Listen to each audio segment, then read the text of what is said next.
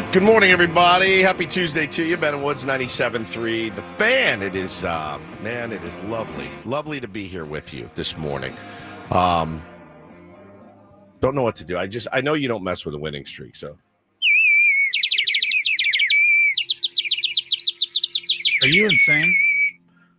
Yeah, I mean, I'm not trying to lose ball games for us here. You got to keep the same momentum going. That's not the same momentum. That's the exact same thing. We did it yesterday. We won. I'll do it again today. I don't know what's win. worse, that or the woman on the microphone yesterday during the game. It was a common sentiment yesterday on Twitter. Everyone's like, bird whistle worse or woman screaming. I'm going to go with, I think they're both amazing. I like the sound of both of them because both of them are being done by a Padres fan. So, hey, man, huge Victory Tuesday today. And again, you know, I do feel a little bit like I've been muzzled by the captain over here to my left. I don't really know what to do. I'm unsure of myself now after, you know, the trade deadline What are you Friday unsure about? because I don't know what to do. Continue your tradition of guttural screams after series victories. So now it was championships. Now it's series only. Like, that was a big win last night.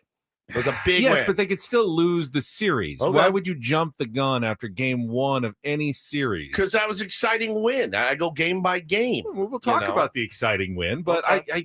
I don't want to just unsure. prematurely celebrate things before you've actually accomplished anything. But we accomplished the win. I'm celebrating the win. The win. The win. Every single win is now worthy of a guttural scream. It had been. It had been. I think for a while. We had series victories is what we had established was worthy of guttural scream. I'm pretty sure Woods did it after every win. I think I did earlier in the season, but again, like I said, now I'm unsure of myself. It's not where I operate best as a radio co-host for sure. But I'll figure it out. Listen, the story of my whole career. Every time I start to come up a little bit, the person I work with, they smack me down. And it's been that way since I started 15 years ago. So I'm used to it. I'm working it out. And, I guess it's a me thing. I need to just do what I want to do anyway. But I can't because I'm a people pleaser. I've learned that in therapy. Always trying to please somebody. So, listen, that is what it is. We do have the bird whistle, and it was a big win. I can do at least this. I think that's bad luck. And How's it bad luck? We're 1-0. At least it's filled with water. It's filled with water. And now the water splashes. Absolutely critical, we've learned. The water splashes all over me every time I do it. But Taylor was looking for it yesterday. I stole it from my 4-year-old. Where's my bird? I go, I don't know. It's in my backpack. I'm keeping it. Good morning, everybody. I'm Woodsy. That's Paul Reindl. He's the executive producer. Good morning. I'm still crediting the win with the guttural scream that we did yesterday. That could be it. Could be it. Could be a little bit of both. That was for the series victory over the Red Right. Sox. I participated in that scream yesterday. That's true. Happily. That's true. It's crazy, man. One game back right now. It's just nuts. We'll talk about that certainly. And the muzzler himself, the dictator, Ben R. Higgins. Good morning, Ben. Good morning. Good to see you. I'm also not going to celebrate being one game behind the Dodgers. You have a lot of rules for celebration Well, for somebody that's never won a damn thing. Well, you got a lot of rules for celebration. Being behind is not something to celebrate. I don't depends on your position. Don't think I'm going to celebrate being one game ahead unless it's at the last game of the season, and then I'm going to celebrate the heck out of that one. It's tough, man. But yeah, Benjamin Mussolini. That's exactly what we have. I'm kind of taking a wait and see approach, as I think most long-term San Diego sports fans have learned to take the old wait and see approach of how their team is going to perform over the long haul. I'm encouraged. I'm very encouraged. You could drop dead today and you will have gone out not celebrating. You know, life is very, very short. I say celebrate as much as you can. And I would like to celebrate something real quick before we get started. Our show was 50 days old. My son was 50 days old when we started our radio program. 50. Just a little tight. And that SOB today is getting up and walking right into second grade. So I wanted to give a shout out to my son, Bo. Very proud of you. Very happy for you. He ended up getting the teacher of the year last year. So I told him last night, I go, you got nothing to be worried about. Like for this year, he got last year's teacher of the year. Yeah, exactly. So I said, do you get complacent though once you've won teacher of the year? You're kind of like coasting on your laurels. Hey, I already won teacher of the year. What does it matter what I do this year? I'm golden. That's what I wondered, is like, does he walk in today and the classroom's like dark and dank and there's no decorations because it's like, I already won. Do the kids have to do like some sort of Robert Suarez entry for it? No, I know. The teacher of the year. Yeah, she's all in her head, just massive ego now. No, man. But again, think about that. He was 50 days old when we started the show together, and he's walking into second grade today. Time really does fly. And I'm just very happy for him and proud of him. And I'll be honest, ready to get him back in school. Ready to get him back in school. Ready to get all the kids back in school. Had them all at the house yesterday. I saw that video. It's just bananas. Chaos. It's chaos. It is chaos. You couldn't have orchestrated that. If you were a filmmaker looking to create a scene of childhood chaos in a home, correct, you would direct. Okay, you're going to be over here jumping up and down. You're going to be running through the hallways over here. You're just going to be spinning wildly over here. You take that dummy, you throw it down, and jump on it. Cinematographer's just going to be wildly going back and forth trying to track the shot. It was an absolute masterpiece of childhood chaos at your home. Pete in the chat says, well, she'd need to be teacher of the decade for Ben to acknowledge. Yes. Oh, teacher of the year? Just once? Yeah, BFD, lady. Okay. I celebrate teacher of the decades, not teacher of the years. It's so good. I'm crying. It's so weird. I was so fired up when I came in. I just was like, oh, all right. Well, I don't know. I don't know what we can do. It's a great comment from Pete. Wow. Pete, like comment of the year. Sorry, comment of the decade, Pete. Really, really good. Nobel Prize? Not enough, lady. Gary says. Oh man, but yeah, dude, you saw it. Like you're right. Scorsese could not have done a better job at showing like a chaotic house. I looked around, I go, are you guys out of your minds? Like, what are you all doing? This isn't a zoo. But, our buddy George tweeted me after I posted that video. I go, tomorrow can't come soon enough, meaning today. He goes, my kids are, 34, 27, 19. He goes, I would do anything to hear that sound again. And I said, now that is excellent perspective. And it's true. But I will say this to George. Both things can be true. 100% look around, take in the moment. But also, let's get your ass back to school. Let's get back in the routine and get after it. It's an interesting comment from George because my boys are grown now, 22 and 20 years old. And did Graham did he go already? Is he off to Seattle? He hasn't left yet. Okay. Although he had a job interview via Zoom up in Seattle yesterday, already trying to line up some work for when he moves, which is pretty cool. Very responsible of him. So responsible. He'll arrive and he's already going to have a job, place to live, all waiting for him. Does he know he could have milked like an easy 6 months? Like easy. Like, sorry, Dad, send money. I can't find anything. It's don't weird. know how I got so lucky. Not sure what I did right with this one, but he seems to be on top of things. But I thought about it because I saw that tweet from George, and you do miss them being little kids. Yeah. Like you can never go back. Right. But at the same time, my boys don't fight anymore. They get along really well. It used to be just constantly fighting and it's just constant chaos. And I was like, this is in a way, this is kind of better actually with, some peace and quiet around the house and some calmness. I said to Hannah the other day, we were laying in bed and I go, man, remember when they were babies, like 6 months old babies? I said, remember we would just put one between us and just tickle them and cuddle them. She looked at me and she goes, you're romanticizing that. It was terrible. They screamed all the time. They never sat still. You had to feed them a bottle. They vomited everywhere. She's like, this is better. And I go, is it? Because like I walked out and they're beating each other up with bats, out in the living room yesterday. I said, so I miss when they were little squishy cuddly. The one that's moving away, the younger one, the 20-year-old, he was especially ticklish as a kid, and you just couldn't resist. Yeah, you had to do it. That's he Taylor. Looked so happy when you would tickle him, and just like. And now you think about it, that would be really creepy to start trying to tickle them now. Like, he's Dad. What in the world? Go home today and just be like, hey, how you doing, Grammy? Come here, get over here. Oh, I loved the little when they were little. He smacks you in the nose. Yeah, he punches you. Yeah, I missed the little when they were like little bubs, dude. But then if you went and pulled audio from when they were little, it probably would have been me complaining what a nightmare they were at 6-8 months. But yeah, man, I'm stoked for him. Watching him grow up is crazy. Watching him walk into second grade today, I'm bummed that I'm missing it, but I know my wife will get pictures and video and I'll be able to see it. But it's a big deal, man. It's a big deal. So happy for him and all the kids starting school. I know some parents taking their kids for the first time, preschool, kindergarten, dropping them off. That is a cluster. That's a mind F when you drop them off the first time. I remember sitting we got off the air and I pulled around into the parking lot and I watched like the little recess area and I watched Bo when he was he was like 3-4 years old or whatever. And he's playing with his buddy in the little what do you call it? Playground. And I just sat in the car and wept. And I was like, this dude's in school now. It was really crazy. So to have him being so smart and reading and doing math and all that stuff, it's like, here we go. And the time is certainly flying. But, that's not usually the way the baseball season goes for me. The baseball season can get a little bit draggy at times. But I'll tell you, the way that this team is playing right now, what a joy. What a joy to watch every single night.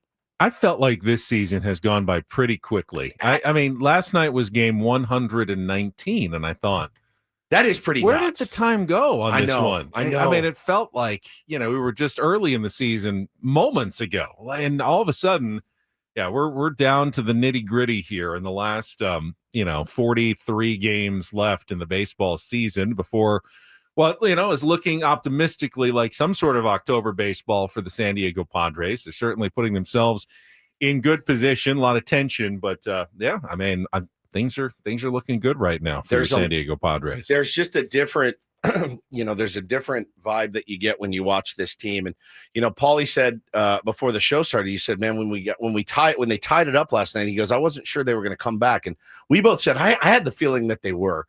I don't know what it is. I don't know if it's that lockdown bullpen, that even when you use 3-4 studs in one game, you're like, I still have 3 studs waiting tomorrow. Like, it's really crazy how it's worked out. It was personally, it was just very deflating when they tied it up in one swing. And we grinded for 6 innings. And the Padres, it takes so much for them to scrape across one run off of Logan Webb, who was just nasty yesterday. And then I'm like, I don't know that we're going to it took a lot to get one run. I'm not sure we got it tonight. Yeah, I was happy to be proven wrong. There's one of those things. It's like, yesterday, Ben and I were in here telling you, you're not going to get any power from Freddie Fermin. You're just not. So you can't count on that. Guy hits a 2-run homer. Again, you're not going to find many sports radio hosts that are like, I was an absolute buffoon. I will tell you right now. Did I not tell you Freddie Fermin was going to hit a home run last night? That's the move. We said it yesterday, like we've been saying. All right, I will amend yesterday's statement saying you will get some 345-foot fly balls from Freddie Fermin. Every once in a while, they will be right down the line, that will go over the wall, which is great. It was amazing. It was amazing. Yeah, Don was surprised by that home run. He had no idea. We all were. It was awesome. And I think I did a Freddie. What? Yeah. What's I going couldn't on? believe it. Was it foul? Fair? I could not believe it. It was excellent. And they're bringing me a lot of joy. The other thing too with this year that I've gotten better at is they don't affect my mood very much anymore. Not even like I get excited for a minute, but you have the 16 minutes of sulk that Pete Fairbanks. I get about 16 minutes of pleasure. I'm going full Scotty Scheffler on this thing this year. I think I'm in a better mental state to deal with wins and losses than I have been before. And I don't want to be a jerk, but it bothers me when people don't. You know what I'm saying? Because that used to be me. I used to get really down about it because I'd be like, I don't want to go in and talk about a loss. Now I'm like, man, just a part of it. Can I be honest with you? You get a couple of minutes here. I try not to get obviously too high or low after any single game. It's a 162 game season. I prefer to approach it like the players and coaches kind of do. Sure. It's like just one more game. Here we go. Next game as a fan. But I do kind of get stressed out because I know a lot of fans don't think that Correct. way. And I do feel like when the Padres lose, that sky is falling, that we're going to have to deal with that sky is falling mentality that honestly, I don't think the players and coaches really have to deal with, which is great for them. They do flush it. They just move on the next day, no matter how bad it looks. 10-2 Nick Pivetta gets, beaten around on Friday. They're just like, let's come back and win the series with the next two. But there's always a certain element, and I'm not blaming all of you out there because I don't think this is universal, but there is that doomer, sky is falling element of it that I feel like I'm going to probably have to spar with someone on social media or something, or I'm going to read something in Bristol and go, oh, come on, let's not kill all the vibes here. It's been a really, really good second half of the season for the San Diego Padres. They're not going to win every game. They're not going to win every series the rest of the way. They really aren't. And that doesn't mean that they've done something wrong necessarily, or it's a sign of impending doom. It's just, it's baseball. But right now they're on a really good ride, and you just want to keep it going as long as possible. At some point it will end, and they'll lose a series, before the end of the season. I can lose in the playoffs. I can almost guarantee you that they'll lose the series before the end of the season. But it doesn't mean that it's all over. It just means that that's baseball, and it's going to happen. Yeah, Gary says, mood changing is crazy over a kid's game. Yeah, it is. And for me, it's a little bit different, and I think for us, but I mean, Paulie knows when they drop like 2 or 3 in a row and we'd have Schilt on Friday, I would be a wreck. I couldn't sleep. I would be anxious, nauseous, because it's like, I got to do my job and make sure I pound him a little bit. That sounds weird. But I also realize that there's still tons of games to go. So I would be a wreck about it. I really would. And now this year, I'm like, I don't care. I mean, it's not that I don't care. I just am like, it's not affecting me. I have a little bit more perspective in my life. Right. And it's just been great though. But yeah, man, when they go out and they win a ball game like they did last night, it was great. And you want to start that series hot. You got a tough customer today in Robbie Ray. You're going to have to find a way to beat him as well. But man, there's a lot of positives after last night. A lot. Padres are actually underdogs in the game. Yeah. Betting wise, at least Las Vegas said with the pitching matchup and Logan Webb on the mound, they were underdogs on the road. You feel like you're not going to win every series on the road. So that was a really good win last night. Loved it. We will talk about it. We will get through the highlights. We will set the menu. We'll talk about the woman speaking dolphin all night. All night long. The woman speaking dolphin at Oracle. I was getting texts. I mean, it wouldn't stop. From people I haven't heard from in a while going, are you hearing this? Are you watching the game? Yeah. I've like 7 texts. Are you watching this game? Are you watching this game? I turned the volume down on the TV. You should see my DMs. The Twitter went absolutely insane.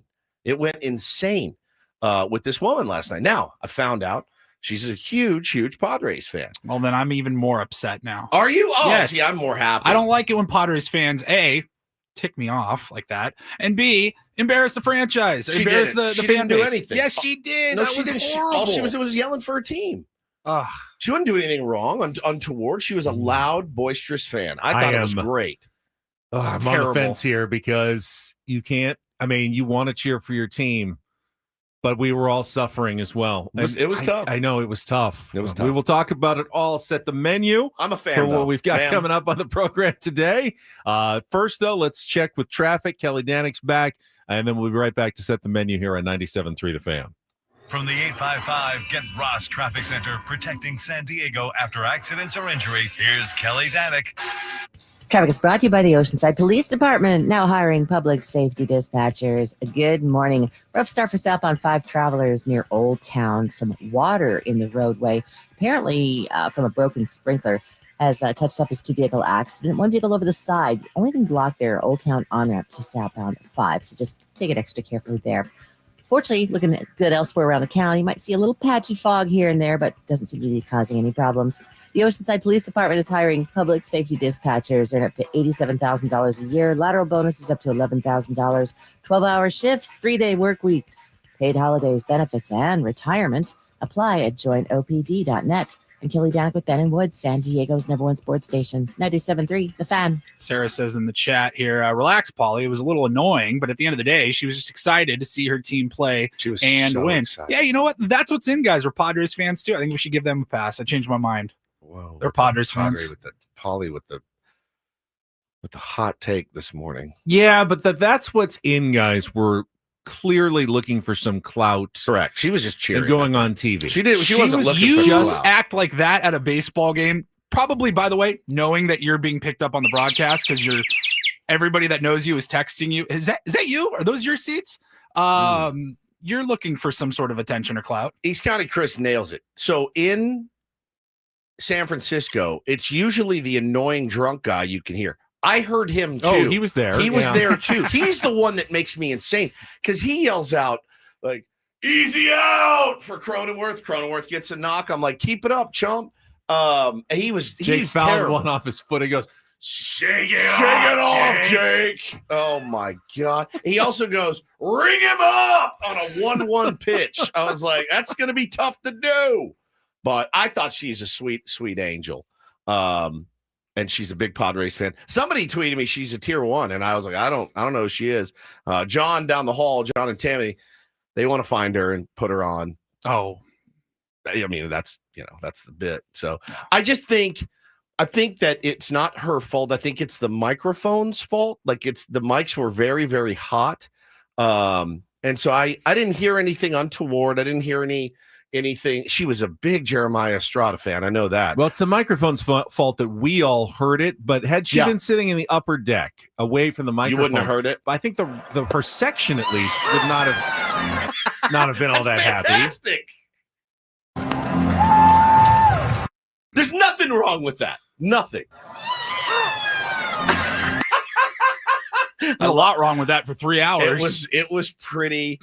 Hannah walks. She goes, "Did you hear that?" I go, "Yeah, yes, I hear it. Of course, I hear it. The whole county hears it. The whole Why world did hears it." everyone want to know? Our fan is Did you back. hear it? We all hear it. Loves the Padres. So I loved it. Now that it's over, I loved it. Now, the main question I got last night was, how do we get her to LA this weekend and get her right by the dugout like she was in San Francisco? Get her right there, just making DR crazy. So if we can find a way to get her to LA, man, she needs to get in there. Some people buy tickets for whole series. There's a good chance she could be back there tonight. I have no idea, but we'll find out. Tony says she was too much. Great to be a super fan, but come on, I heard her in my sleep last night. Another guy. Now this hit me. He goes, "Dude," he goes, "this is making me insane. I keep thinking it's my baby monitor." So he's got a little baby asleep. He's watching the game and he hears her and he's like, and anybody's ever had a kid, it's like, "Oh no, they're okay, it's not. It's just the TV." It was great. I loved it. We'll talk more about her. We've got audio of the usher going down and having some words with her. That's true. Got some complaints. Get her to Chavez Latrine this weekend. All right, please. Highlights our Padres Wrap-Up coming up in our next segment. Later on, we'll be joined from San Francisco by Jesse Agler, the Incorporator, calling the game last night. That's at 8:35 this morning. In and around that, our regular features like Don't Do This, Take on Woods, the Reindl Report. We've got, finally, Michael King bobbleheads. Is that official, Paulie? I don't know if anything's ever official. It's not. You've got it on the Nobody rundown knows. here, so I thought maybe it was official, but we're gonna try it. We're gonna try giving We'll away give it some a Michael shot. Are King you guys sure? bobbleheads. We've had starts and stops on this giveaway the last three shows, so it's on the rundown at least for now. And we'll talk about obviously the Dodgers and the NL West race and the rest of baseball, all coming up. First, though, Padres Wrap-Up next year with Ben and Woods on San Diego's #1 sports station, 97.3 The Fan. Gambling problem? Call 1-800-GAMBLER. GEGE 0000466. For a full list of games and rules, play at 7 Mile Casino. Visit 7milecasino.com. How would you like to sit down to a California-style blackjack table, and every time someone got a face card, they would scream and celebrate because they love seeing those aces and face cards? Yeah! Would be fantastic, right?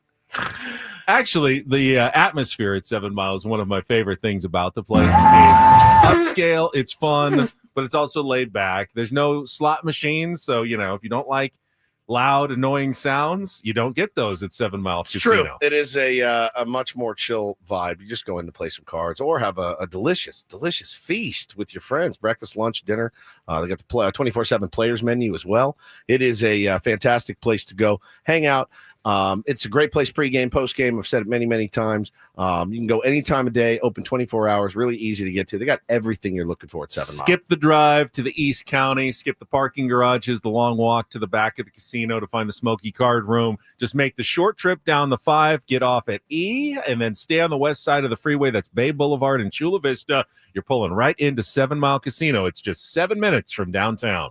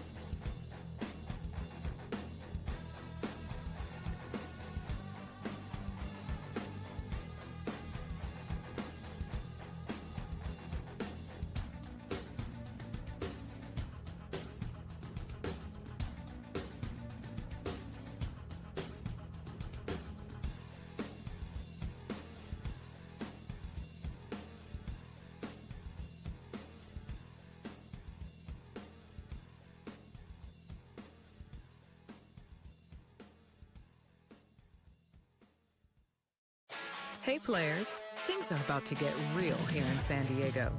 Introducing the all-new Hamul Casino Resort. With a 200-room hotel tower, exciting new eats and drinks, plenty of new places to play, and a luxe spa and salon. Hello, rooftop pool and deck. It's where players can play their hearts out and enjoy all the perks that come with it. It gets real this summer at the all-new Hamul Casino Resort, the players' place.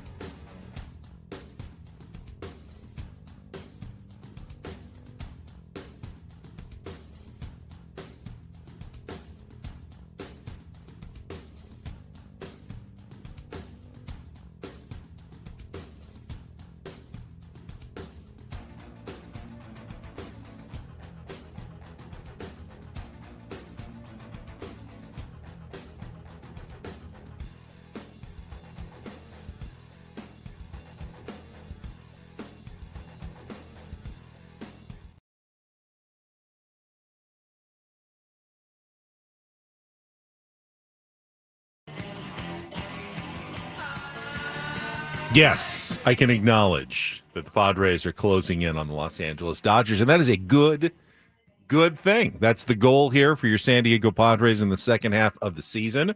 And congratulations to the Los Angeles Angels, who have owned the Dodgers this year. 4-0.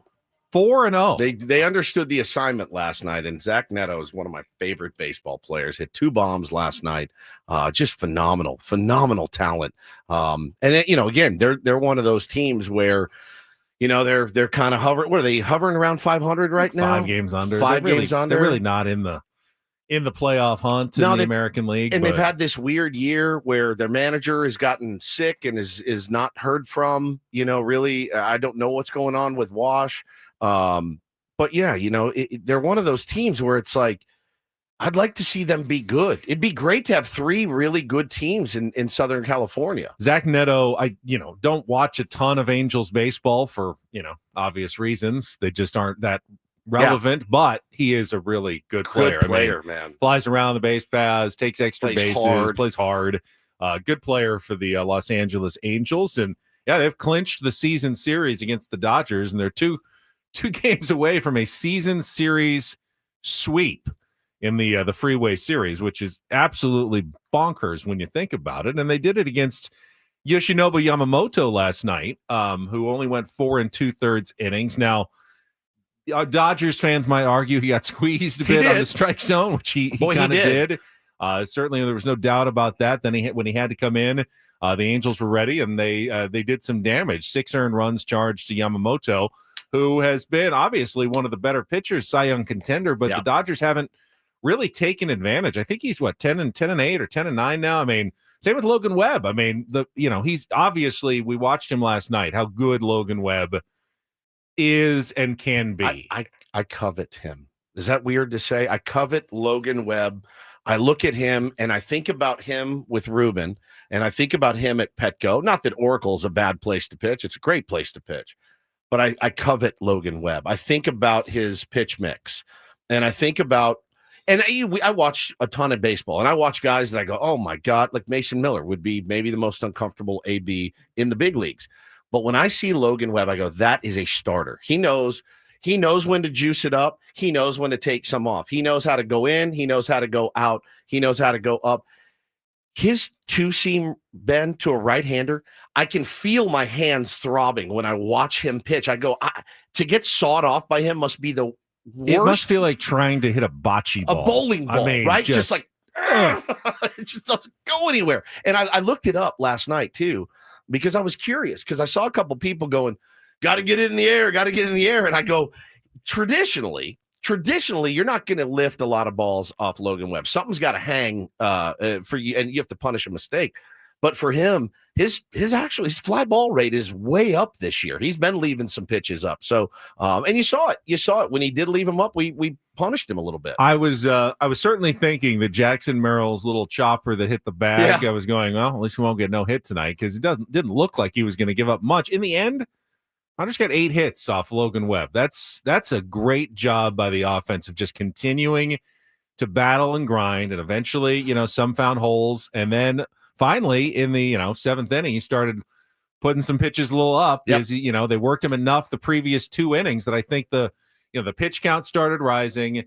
Couple of balls, got up, and Freddie Fermin went deep. We'll hear the highlight coming up here with Jesse and our Padres Wrap-Up. We'll do that right after a check of traffic on 97.3 The Fan. Get Ross Traffic Center, protecting San Diego after accidents or injury. Here's Kelly Danick.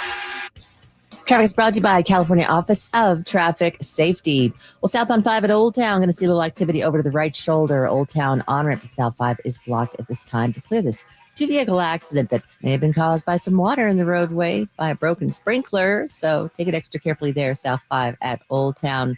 Other than a little patchy fog around various parts of the county, we don't have any other trouble spots on the roads. Speeding is dangerous. To other drivers, to people walking or biking, speeding catches up with you. Tickets, crashes, or even worse, slow the fast down. Safe speeds save lives. Go safely, California. From the California Office of Traffic Safety and Caltrans. I love winning, man. I love winning. You hear what I'm saying? It's like better than losing. Miss any of the Padres win yesterday? Ben and Woods didn't. Yeah, absolutely. We've got you covered with all of the highlights. Oh, yes. It's the Padres Wrap-Up. brought to you by Hamul Casino Resort. Things are about to get real with the all-new Hamul Casino Resort with gorgeous rooms and exciting new eats and drinks. It gets real this summer at Hamul Casino Resort, the player's place. I want to go fast, but I want to go slow, and I want to go deep.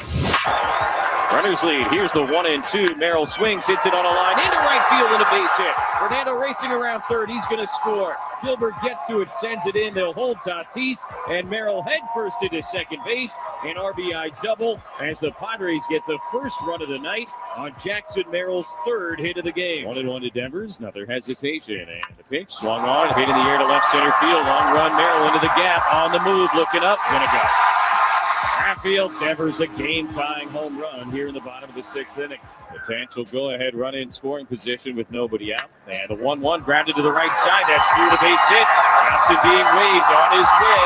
Gilbert's throw to the plate is not in time. And the Pods go back in front on an RBI single by Jake Cronenworth. It's 2-1. First pitch swinging, Freddie Fermin towards the left field corner. That is gone! A home run!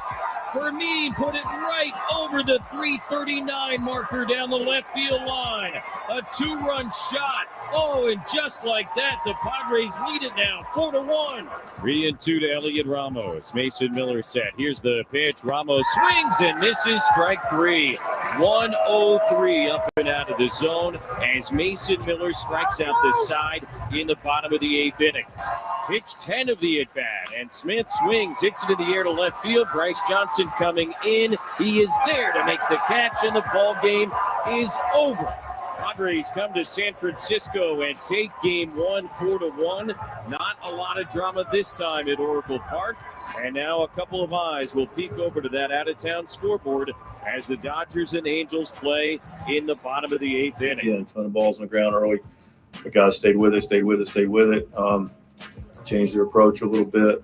And then, we were able to get to them later on. And, Toddy getting going and Jackson with a big knock. And, of course, Sheetsy, man. What can you say about Gavin Sheets? A guy kept his head in the game, hadn't been able to get the at-bats that he was getting early and accepted like a pro, stayed ready for his teammates and himself. And, got the base hit, and then he got the big double. That from Sheets last night, Benny. I love that so much. We talked about him maybe getting a start because of the good numbers or decent numbers he had against Logan Webb. And Mike Schilt agreed. He's always good about going through and praising all of his players after the game. But he left someone out that I think we both agree deserved a lot of credit last night in the Padres 4-1 win. Mike Schilt. Oh yeah, 100%. Managed a great game. Good game last night. Yep, he did. Pulled a couple of strings with Bryce Johnson as the pinch runner at the perfect time right before Jake Cronenworth's single that Gavin Sheets probably wouldn't have scored on, and then Johnson was out there for defense at the end of the game. And I will admit, I was the biggest Bryce Johnson champion on the San Diego airwaves for like a 2-week period. About 3 weeks ago. Yeah, let's give Bryce Johnson a chance out there. I had totally forgotten he was still on the 26-man roster. Yeah. I had thought about Gavin Sheets not getting any playing time, going, boy, it's tough that Gavin Sheets has been such a critical part of this team all year long and can't even crack the lineup now. But I hadn't even thought about Bryce Johnson since the trade deadline. Not once. You switch hitter too? Yeah, apparently. Yeah, we learned that when last they brought year, him in the game last night, in. My jaw kind of goes, oh, I totally forgot that they still had Bryce Johnson on the team at this point. But, Mike Schilt picked a good time to finally use him post-trade deadline, ended up paying off for the San Diego Padres. And what can you say about Freddie Fermin?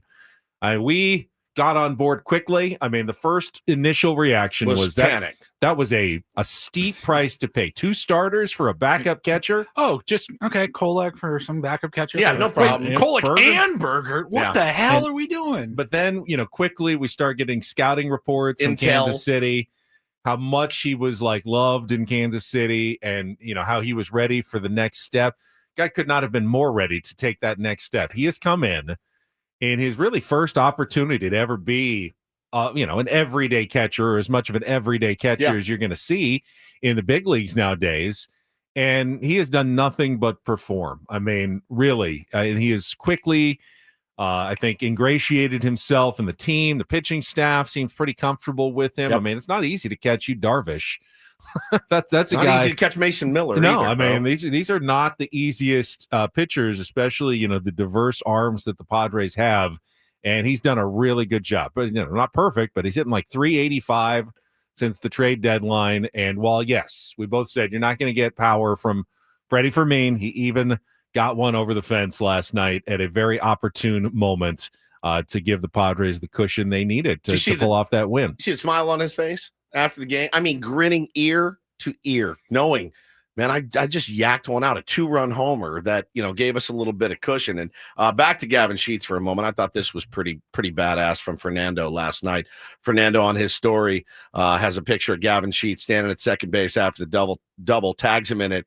At G Sheets 24, your day, fire emoji. These guys are really playing hard. They're playing together. They're kind of, I thought that's kind of the right strategy against a guy like Logan Webb, like the rope-a-dope, try to get his pitch count up. And, he can go 100 pitches. Mud was talking about it last night. He's gone as much as 109. But you get him up into the 85 to 90 pitch range, it doesn't have the same bite, right? You will leave balls up. And, man, when they saw mistakes, they hammered him. And Fernando Tatis being a guy that did that, Jackson Merrill, electric night last night, needed that badly from him. Was a great team win all around. You saw good defense. You saw hard-nosed baseball, right? Like the Fermin throw that sailed on him, Jackson Merrill's there to make a perfect throw, Manny Machado to make a perfect tag. Really good Mike Schilt baseball. to make a perfect challenge. Yeah, Mike Schilt to make a perfect challenge. It was a really well-played game last night and a lot of fun to watch. Let's talk about Yu Darvish for a minute. He's brilliant. I thought. So what can we now say? Because we've seen a couple good starts from you. We've seen a couple of rough starts from Yu Darvish, which is not unexpected after the long layoff and trying to get through his spring training. But I think I'm fairly comfortable saying that when Yu Darvish has really good command, he can still be, a near top of the rotation type pitcher. Sure. We've seen it twice. It's definitely in there, which is very encouraging.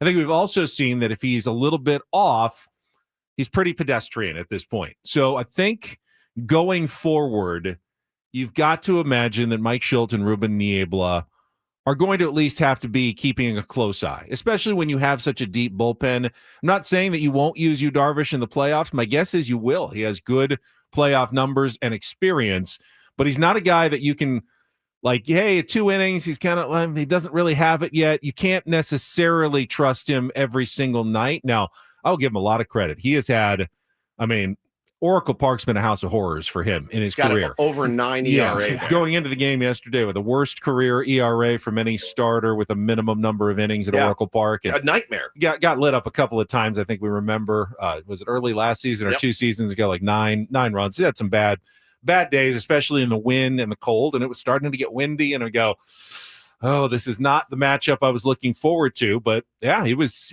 tough. He overcame it. Had a couple of soft singles and worked out of some jams with guys on base early and then locked in.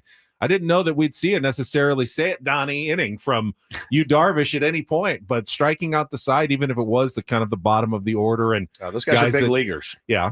Because the Giants traded away other big leaguers and probably had to call them up at this point, but still, good for Yu Darvish. A real nice step forward for him last night. Yeah, he threw a splitty like 15% of the time. I think it's the second start in a row he's done that.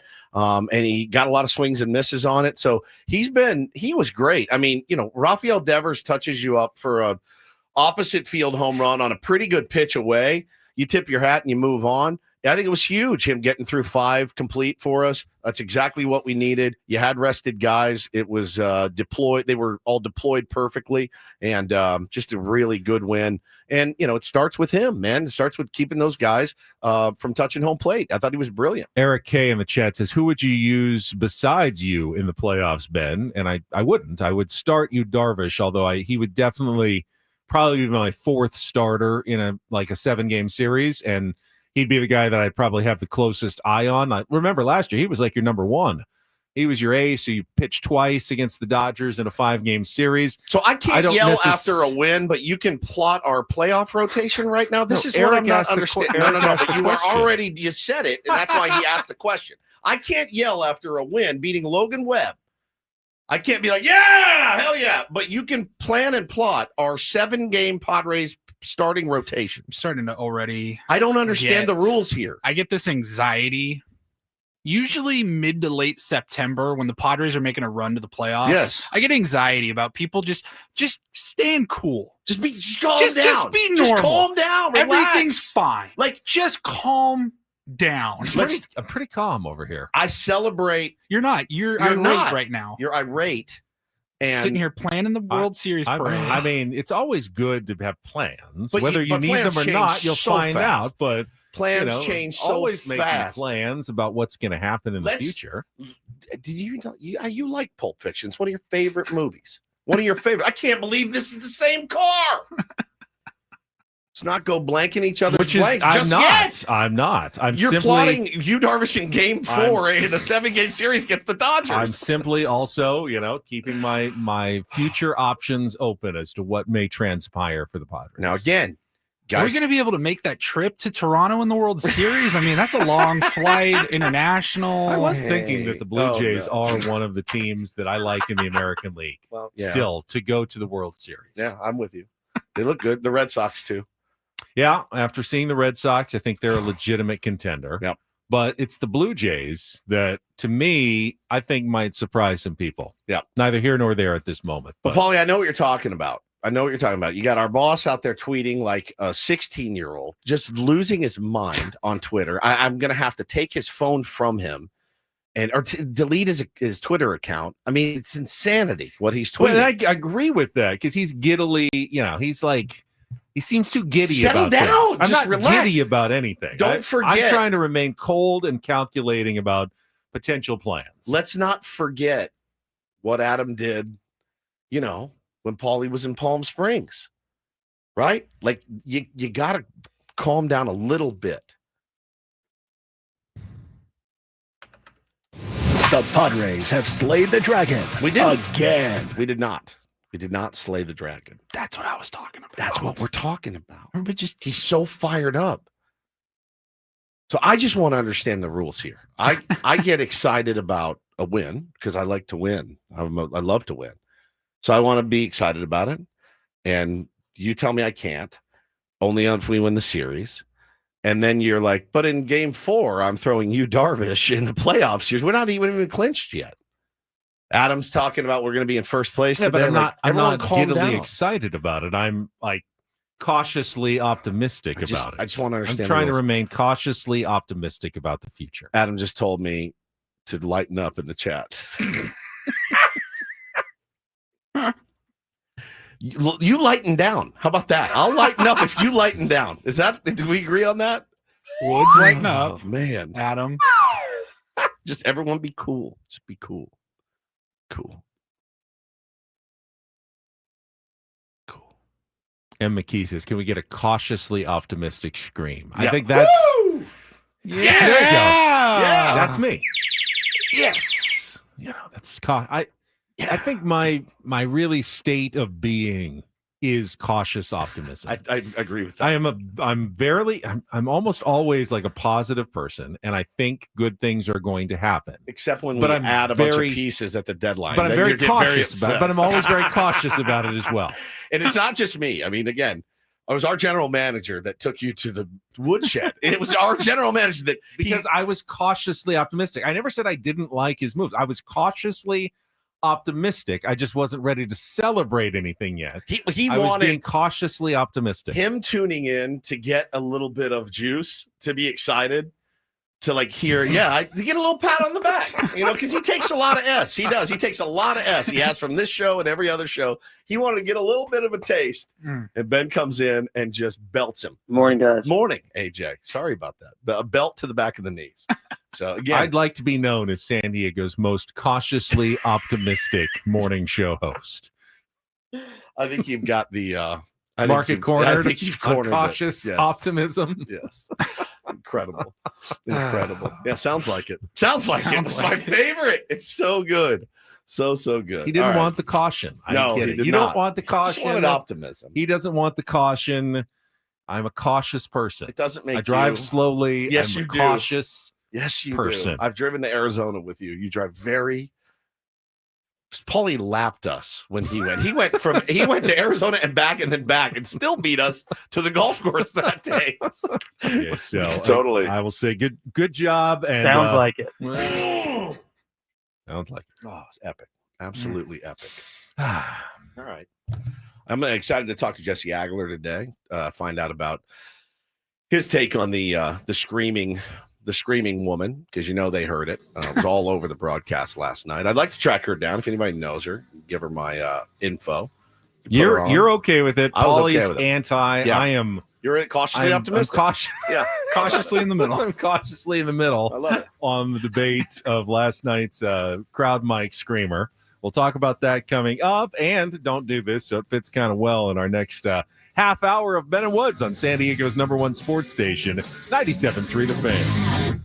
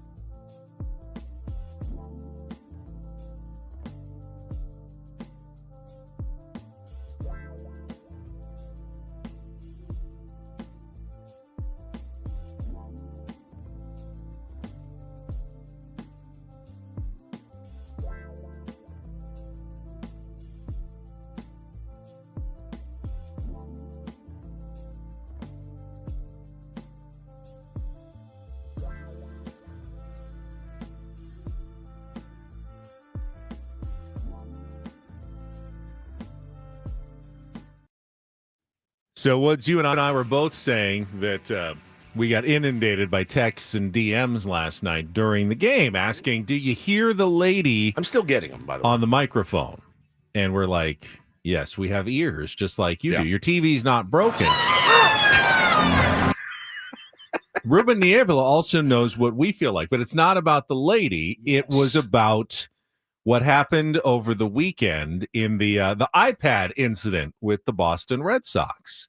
And our pal Dennis Lynn at The Athletic came out with a new story this morning. We talked about it earlier this week. The shot from the television camera of one of the Red Sox coaches looking at an iPad that showed Robert Suarez on the left, and it said like FB for fastball. And then Robert Suarez on the right, kind of showing his grip a little bit more and saying CH for changeup, and a primer for players to try to pick up a tell and perhaps signal to the batter what pitch was coming. And Dennis talked to Ruben about that yesterday, and Ruben said, I got 38 DMs. That's light work, Ruben. Light work, bro. People say, did you see this? Did you see what was going on? Did you see what the Boston Red Sox are doing? He goes, yes, we already knew. Thank you very much, everybody.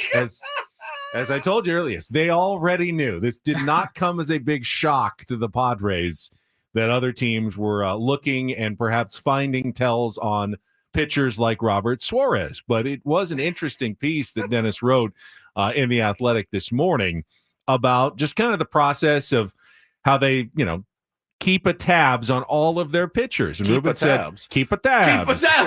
Said that's one of the things in spring training. Like, we're like, this is what you do to tip pitches. And through the course of the year, when you're working through battles or however you want to put it, some tendencies start showing back up. And we're always cross-checking.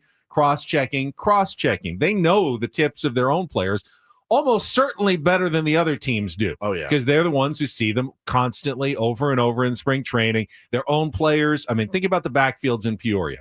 And you've got a bunch of guys standing behind the mound watching every pitch that Robert Suarez throws in spring training going, see, I can see the difference there. And if you don't hide that, we know what's coming. So they are well aware of this stuff. And they try to keep an eye on it. But as Ruben says, you get in a pressure situation in the game. Sometimes you're concentrating on 7 other things. And the one thing about maybe turning your glove the way you're supposed to starts to slip. And so we remind you about that constantly over the course of the season. Yeah, no kidding, man. And I liked this part. And they asked Schulte about it too. And Schulte says, look, I think it's a little bit overblown. You can look at it, slow it down. You can take a picture of it. Go do it in front of 40,000 people in real time with an athlete that's moving to see how successful you are. But he also said that it happens all the time where you'll see a guy on second do some funny thing with his arm. And it's like, oh, he's relaying from second base. No, that's a deke, Niebla said. They're bluffing. They want to get in our head. They want us to have to change. And that's so true. They do that all the time. They may not have a damn thing on you. But if you think that they have something on you, your edge and your confidence, if you're on the mound, you go, do they have my grip right now? Like, should I throw this pitch? Right. If they can get you thinking about, disguising yourself, maybe you'll not think about the conviction of the pitch or something else that will give them an advantage. So they're going to keep doing that and trying to get in your head. What would you guys think about banging the iPad altogether? Like, would you be in favor of getting rid of the iPad? I don't know. I mean, just because the iPad's in the dugout, so what? I mean, they still can have them up in the tunnels. They're going to find video of players. Well, they're never going to eradicate video of players. The games are all on television. No, but like, think about Tony Gwynn, one of the basically trailblazers of studying video to improve, right? Mm-hmm. And I guess it was, from what I understand, it was kind of a nightmare. Like, you had to have somebody that was like collected everything. And Mike Howder was his name, and I worked with him for many years at Channel 10. Tell me more about that process. He was Tony's video guy. Was it a nightmare? I think he obviously enjoyed working with a Hall of Famer, but it was meticulous. With that technology, had to have been. I mean, and it's digital. It's so easy to grab it. But back then, it was tapes and recordings and big room with a big giant VCR type setup and a television monitor and lots of cables. And he had to take it on the road with him for every single trip as well. He had to take it on the road, but he also had to get it like he's not going to give Tony Gwynn a 4-hour tape and be like, here's, your last. It had to be like, real editing is very time consuming. Perfect. And just you have to, cut it all down into a watchable chunk. It's just a matter of pressing a button, clip it, whatever. And like you could strike out. Gavin Sheets could like go up, strike out, see 5 pitches or whatever. By the time he gets back to the dugout, puts his bat, his helmet away, maybe grabs some water and sits down, his whole at bat is already broken down for him. I guarantee it. My point being is they used to do it.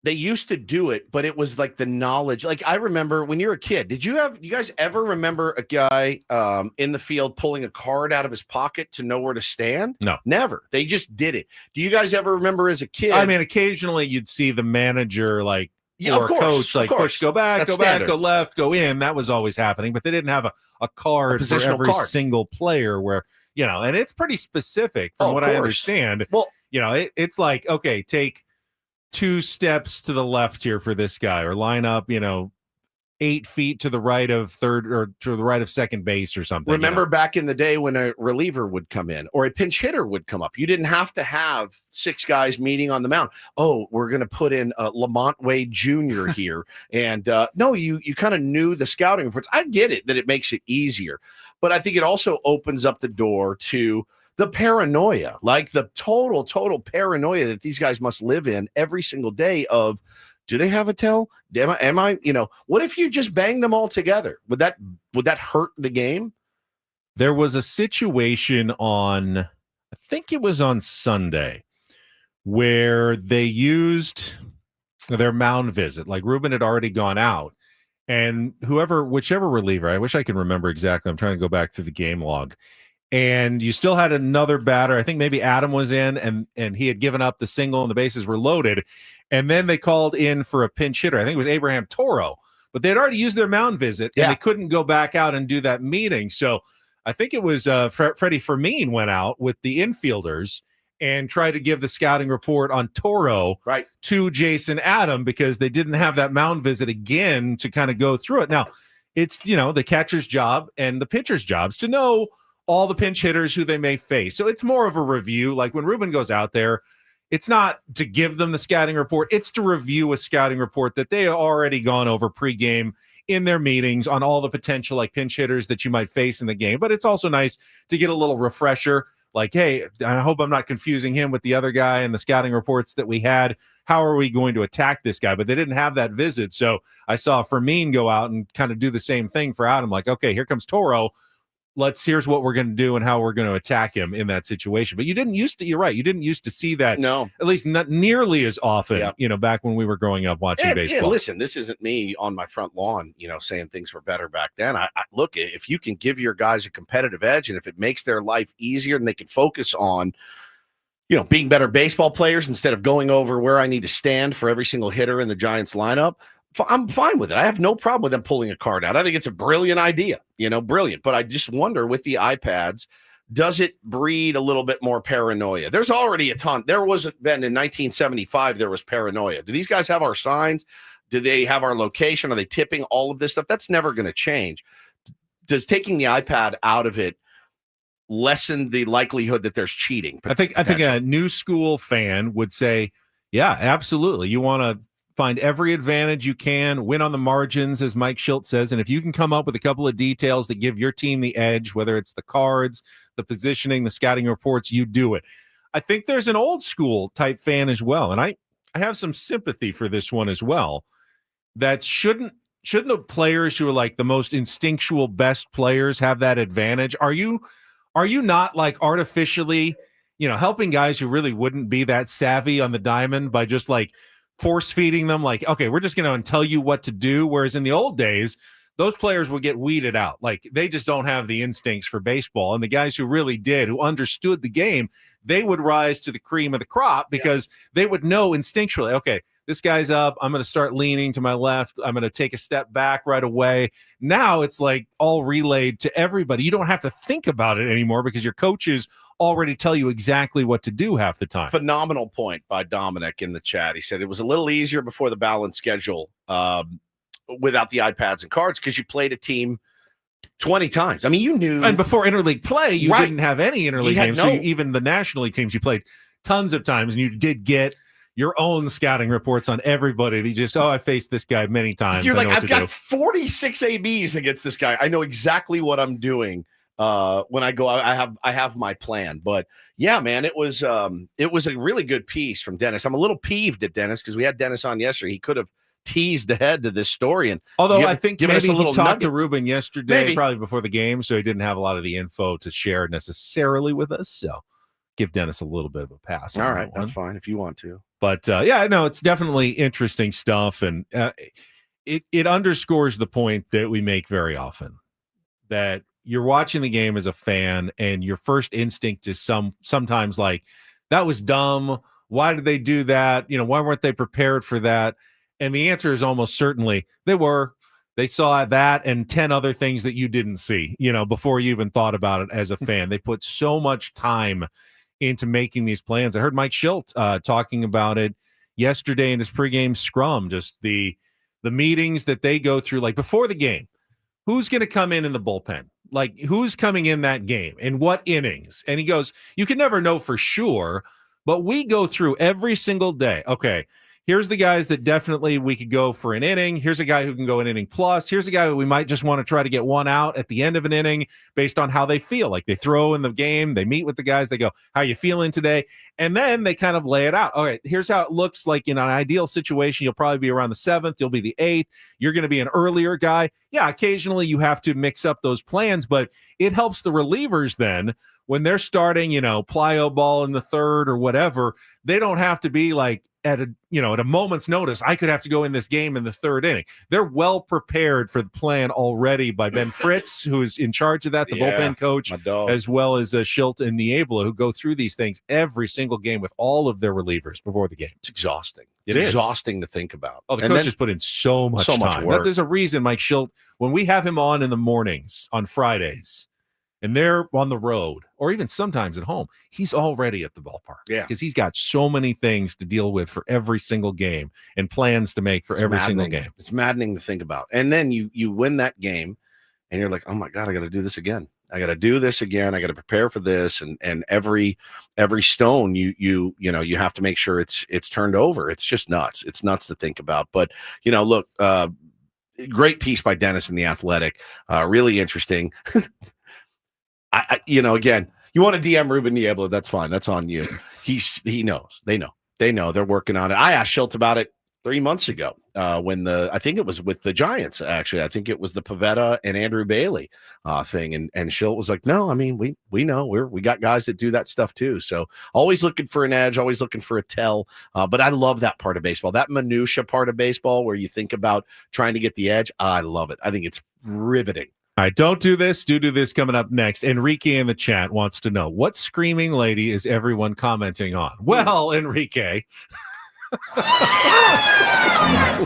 we will discuss the woman of the hour last night, as it were, coming up in our next segment. Plus, Myles Garrett, serial speeder, and more when we return with Ben and Woods. Don't go away. It's San Diego's #1 sports station, 97.3 The Fan. First, though, I'm going to talk about SDFatLoss.com. SDFatLoss.com is the program that I used to lose 40 pounds in 60 days. You say, that sounds impossible. I get that a lot. Like, you lost 40 pounds in 60 days? I would have thought so as well. I thought it would probably take longer. But honestly, once the weight started melting off, it just wouldn't stop. And I got into a great groove of, what to eat and when to eat, thanks to my counselor who set it all up for me. And when the 2 months was over, my life was changed. My back pain, gone. My knee pain, gone. Obviously, you feel better. You look better in the mirror. It's fantastic. This is a program that anyone can do. There's no injections. There's no surgery. There's no hormones. You don't have to buy any shakes or bars. It's simply food you normally eat from the grocery store. They'll tell you how to do it. I ate a lot of chicken. I ate a lot of steak. I lost the weight fast. And now I have kept it off because it's a sustainable program. When it's based on real foods, you're not then changing from bars to all of a sudden you're trying to eat and go back into your regular life. It really helps you so much for long-term weight success. I've done it. Tony's done it. Chris Ello, Matt Scraby, John and down the hall has done it. Everyone's had success. So many tier ones as well. Sign up for the program today. Get a free consultation at sdfatloss.com. And when you start, you're going to get $200 off here in the month of August. $200 off at sdfatloss.com. That's sdfatloss.com. Results may vary.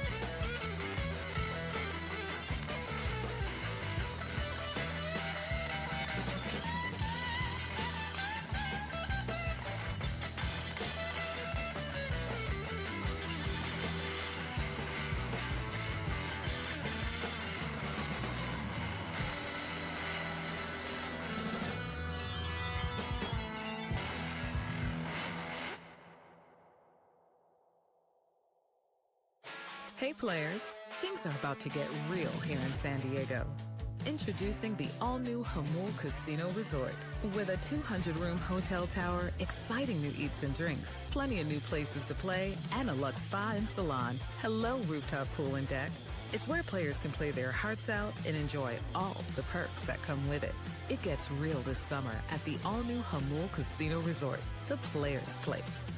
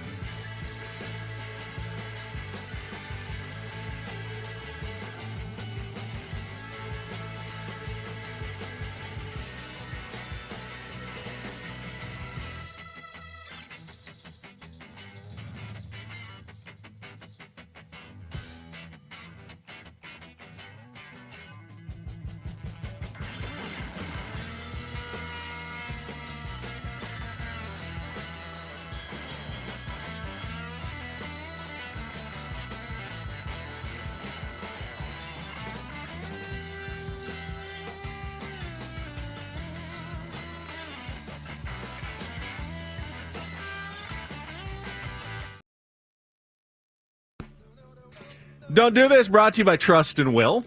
Don't. Leave your entire estate, house, kids, and life savings up to chance if and when you die. Do. Set up a Trust or Will online at trustandwill.com.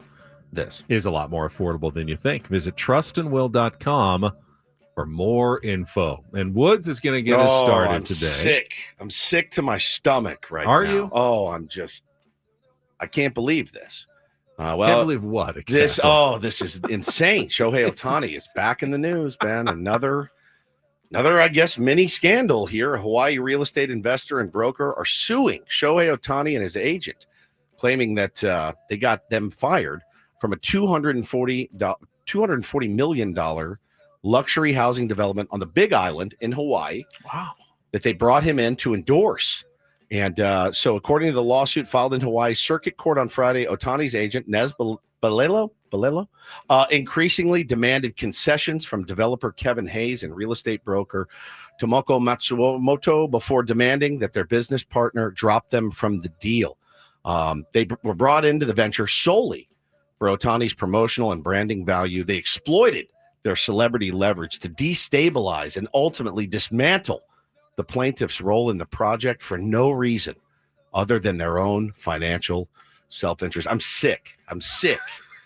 This is the face of baseball, embroiled in yet another scandal. I read this story, and I honestly, I could not make heads or tails of it at all. I'm not surprised. There was a violent criminal. So here's the only thing that I got out of it was there's a development, like a 14-house development on the Big Island of Hawaii. I'm sick. And they got Shohei to basically commit to buying one of them. One condo? One house in Hawaii. And I assume at a extremely discounted rate or free, so they could promote him as this is where Shohei lives to try to sell the other 13 at inflated rates. But then I have no idea what happened after that. Maybe the business partner is the one who fired these guys, not Shohei. They didn't work for Shohei. Oh, the agent, business partner. No. These guys is business partner. The ones that are suing got fired by their business partner because Shohei apparently and their agent didn't like those guys. And all right, now close your text messages with Dave Roberts. Yes, I don't know. and tell us how you really feel. You're just so innocent. You can't see the dirty, dastardly behavior here. I tweeted last night, 2 months from now, Ohtani duped again. Agent forges signature and is headed to prison. They didn't say at all in the story what they did. I'm sick. Other than tortious interference. I'm sick. I can't believe this. That means either. I can't believe this. Yet another scandal. Somebody else will take the fall. That's one thing we do know. Crazy. The same sentiment, I think, still qualifies as the betting scandal. Sure. Where at worst, he's a degenerate gambler who deserves to be in jail. At best. And at best, he's gets in a lot of really dumb business situations. Maybe not a great business, right? Man. Yeah. I think that's fair. Potentially. I'm sick with this, though. I can't believe that this is sullying the great name of baseball yet again. So you're not going to buy a house? I know you love Hawaii so much. Hawaii, but Shohei's complex. I've never been to the Big Island, but I don't want to be on. I like Kauai. I don't want to be anywhere where it's a big island. I like the small. Too big. You like too big. Islands? Yeah. Fair enough. I am just sick with this right now. All right, this one. Obviously, that's tongue in cheek. Before you guys start coming for my children and stuff, I'm just making a joke for the love of God. I kind of rolled my eyes at this story a little bit. The fact that it's a headline on ESPN.com. Cleveland Browns defensive end Myles Garrett was issued a citation for speeding on the interstate in Cleveland early Saturday morning. He was clocked going 100 in a 60. It was 2 a.m. and the freeway apparently was pretty empty, so he was going pretty fast. Now, he wasn't reportedly drunk or, driving recklessly other than going too fast. So he has been fined. He's got to pay a $250 fine. If he does, he doesn't have to appear in court. It's a speeding ticket. You got a speeding ticket. Now, apparently, he has at least 7 instances of speeding tickets in Northeast Ohio. Guy likes to drive fast, apparently. He flipped his car at one point, though. He did. So that was 3 years ago, and he actually injured himself in a car flip. He does not learning from his mistakes very well. True. I would say that. And I think after that the accident, he was driving 65 and a 45. Okay. Just like fast. It's fast, but we've all done it. Yeah, I mean, we've all kind of done that as well. And I mean, we've all hit 100 at some point, like on an empty highway. Indeed. Speak for yourself. Indeed. I follow the rules.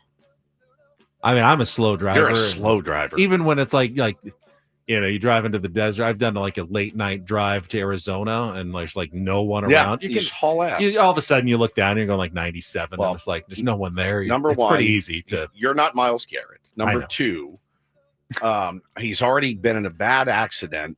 Flipping his car. It's just one of those things where he likes to drive, right? And apparently, he likes to drive fast. How many times is he going to get away with it before he hurts someone else? And that's the thing, man. That's the deal. Like driving 100. I mean, for normal people, your insurance starts getting really expensive. All the points on your license and stuff. Yeah. The normal people, you I can don't afford it, I would think, but I think I would get a driver. I think I would, and I know he likes to drive. See, but that's I think the thing. You got to take yourself driving. You got to take yourself out of the equation.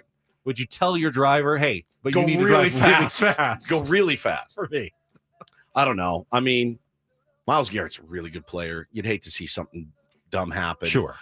With another mistake. I get why they put it up there. Seven speeding tickets is a lot. Just be careful out there, man. Right. Be very, very careful. All right. And then for do this. DD mega doo-doo. We've talked about it a little bit this morning, but I initially did a complete 180 after our beloved Padres fan my beloved Padres fan at Giant Stadium last night at Oracle Park. You're screaming. You've given me a fairly convincing argument. Yeah. If she really is genuinely cheering, and she's not trying to be obnoxious. She was not. She's not using like some fake high-pitched voice that's not her normal. If that's her normal cheering voice, and she's just really excited, and she's not drunk.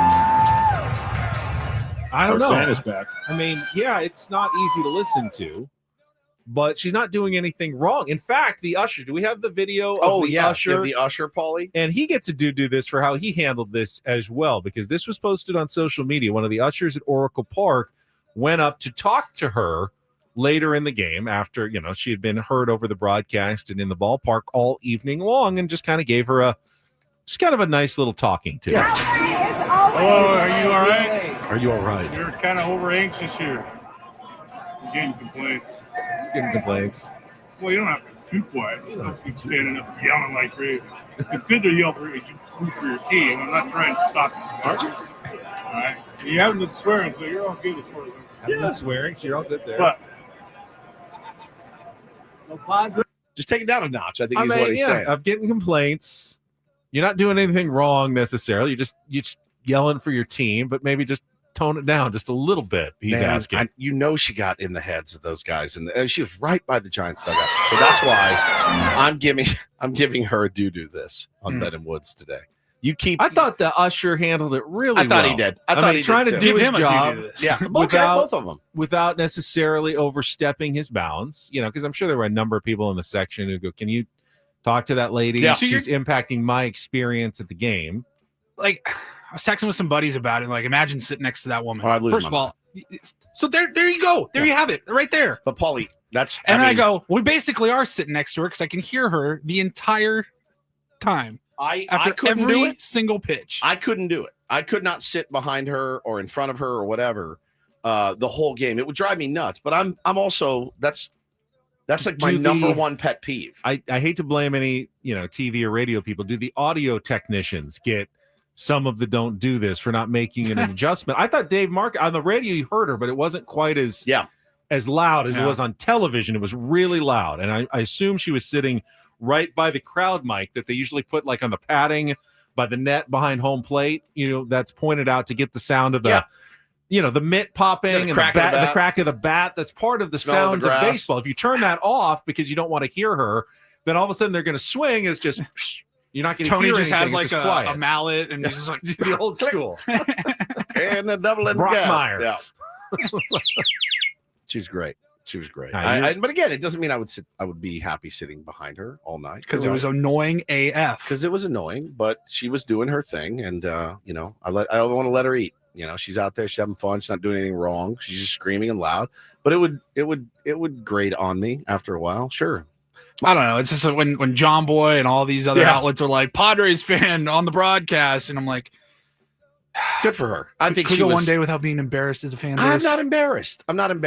But again, if you had paid a bunch of money to sit in those seats, Yeah. like you made it, I want to go Oracle Park. It's my one game a season. I paid, $600 for the tickets for my family to go down there, and you're sitting like right behind her the whole game. You're yelling. It Maybe kind of ruins your experience. We should invite her back to Philadelphia with us to go to a game, and she can do that there. That'd be fine. It would be tougher there. But I mean, again, you don't like it, cheer louder. If a Giant fan, right? If you don't like it, drown her out. I'm Padres fan, and I didn't like it. Drown her out. I mean, if she's listening, or if anybody knows her, we'd love to say hello. I'd like her to record a couple things for us. And that's don't and do this for a Tuesday. That was Don't Do This with Ben and Woods on 97.3 The Fan. All right, we will still have to get Jesse Agler's take on it, because I'm sure he could hear it as well. We know Mug could hear it during the TV broadcast. That's coming up at 8:35. Also, the rest of baseball, including the Padres picking up another game on the Dodgers in the NL West standings. We'll talk about that coming up next on San Diego's #1 sports station, 97.3 The Fan. Quickly, gang, let me tell you about Loan Pronto and the fine work that they are doing right now. If you are maxed out on your credit cards, nothing to be embarrassed about. I totally get it. If you're struggling with high interest debt, you can pay it all off in days with Loan Pronto's rapid equity loan. So if you do own a home, get cash out now without touching your low rate first mortgage. No appraisals, no waiting, no BS at Loan Pronto. The rapid equity loan program is pretty incredible. They've got instant approvals. They got low rates, no hard credit pull up front. And so that equity is yours. Use it to get cash out to consolidate your debt down to one easy low monthly payment. Call Loan Pronto now. Get a free instant appraisal for your home. See how much cash you could potentially get out. They are A+ rated by the Better Business Bureau. They got nearly 2,500 5-star Google reviews. Services off the charts. Call now. Get the conversation started at 619-207-4336 or go to loanpronto.com. Poke around there. 619-207-4336. Get debt relief now at loanpronto.com. Equal housing lender. NMLS 1661781. On approved credit. NMLSconsumeraccess.org.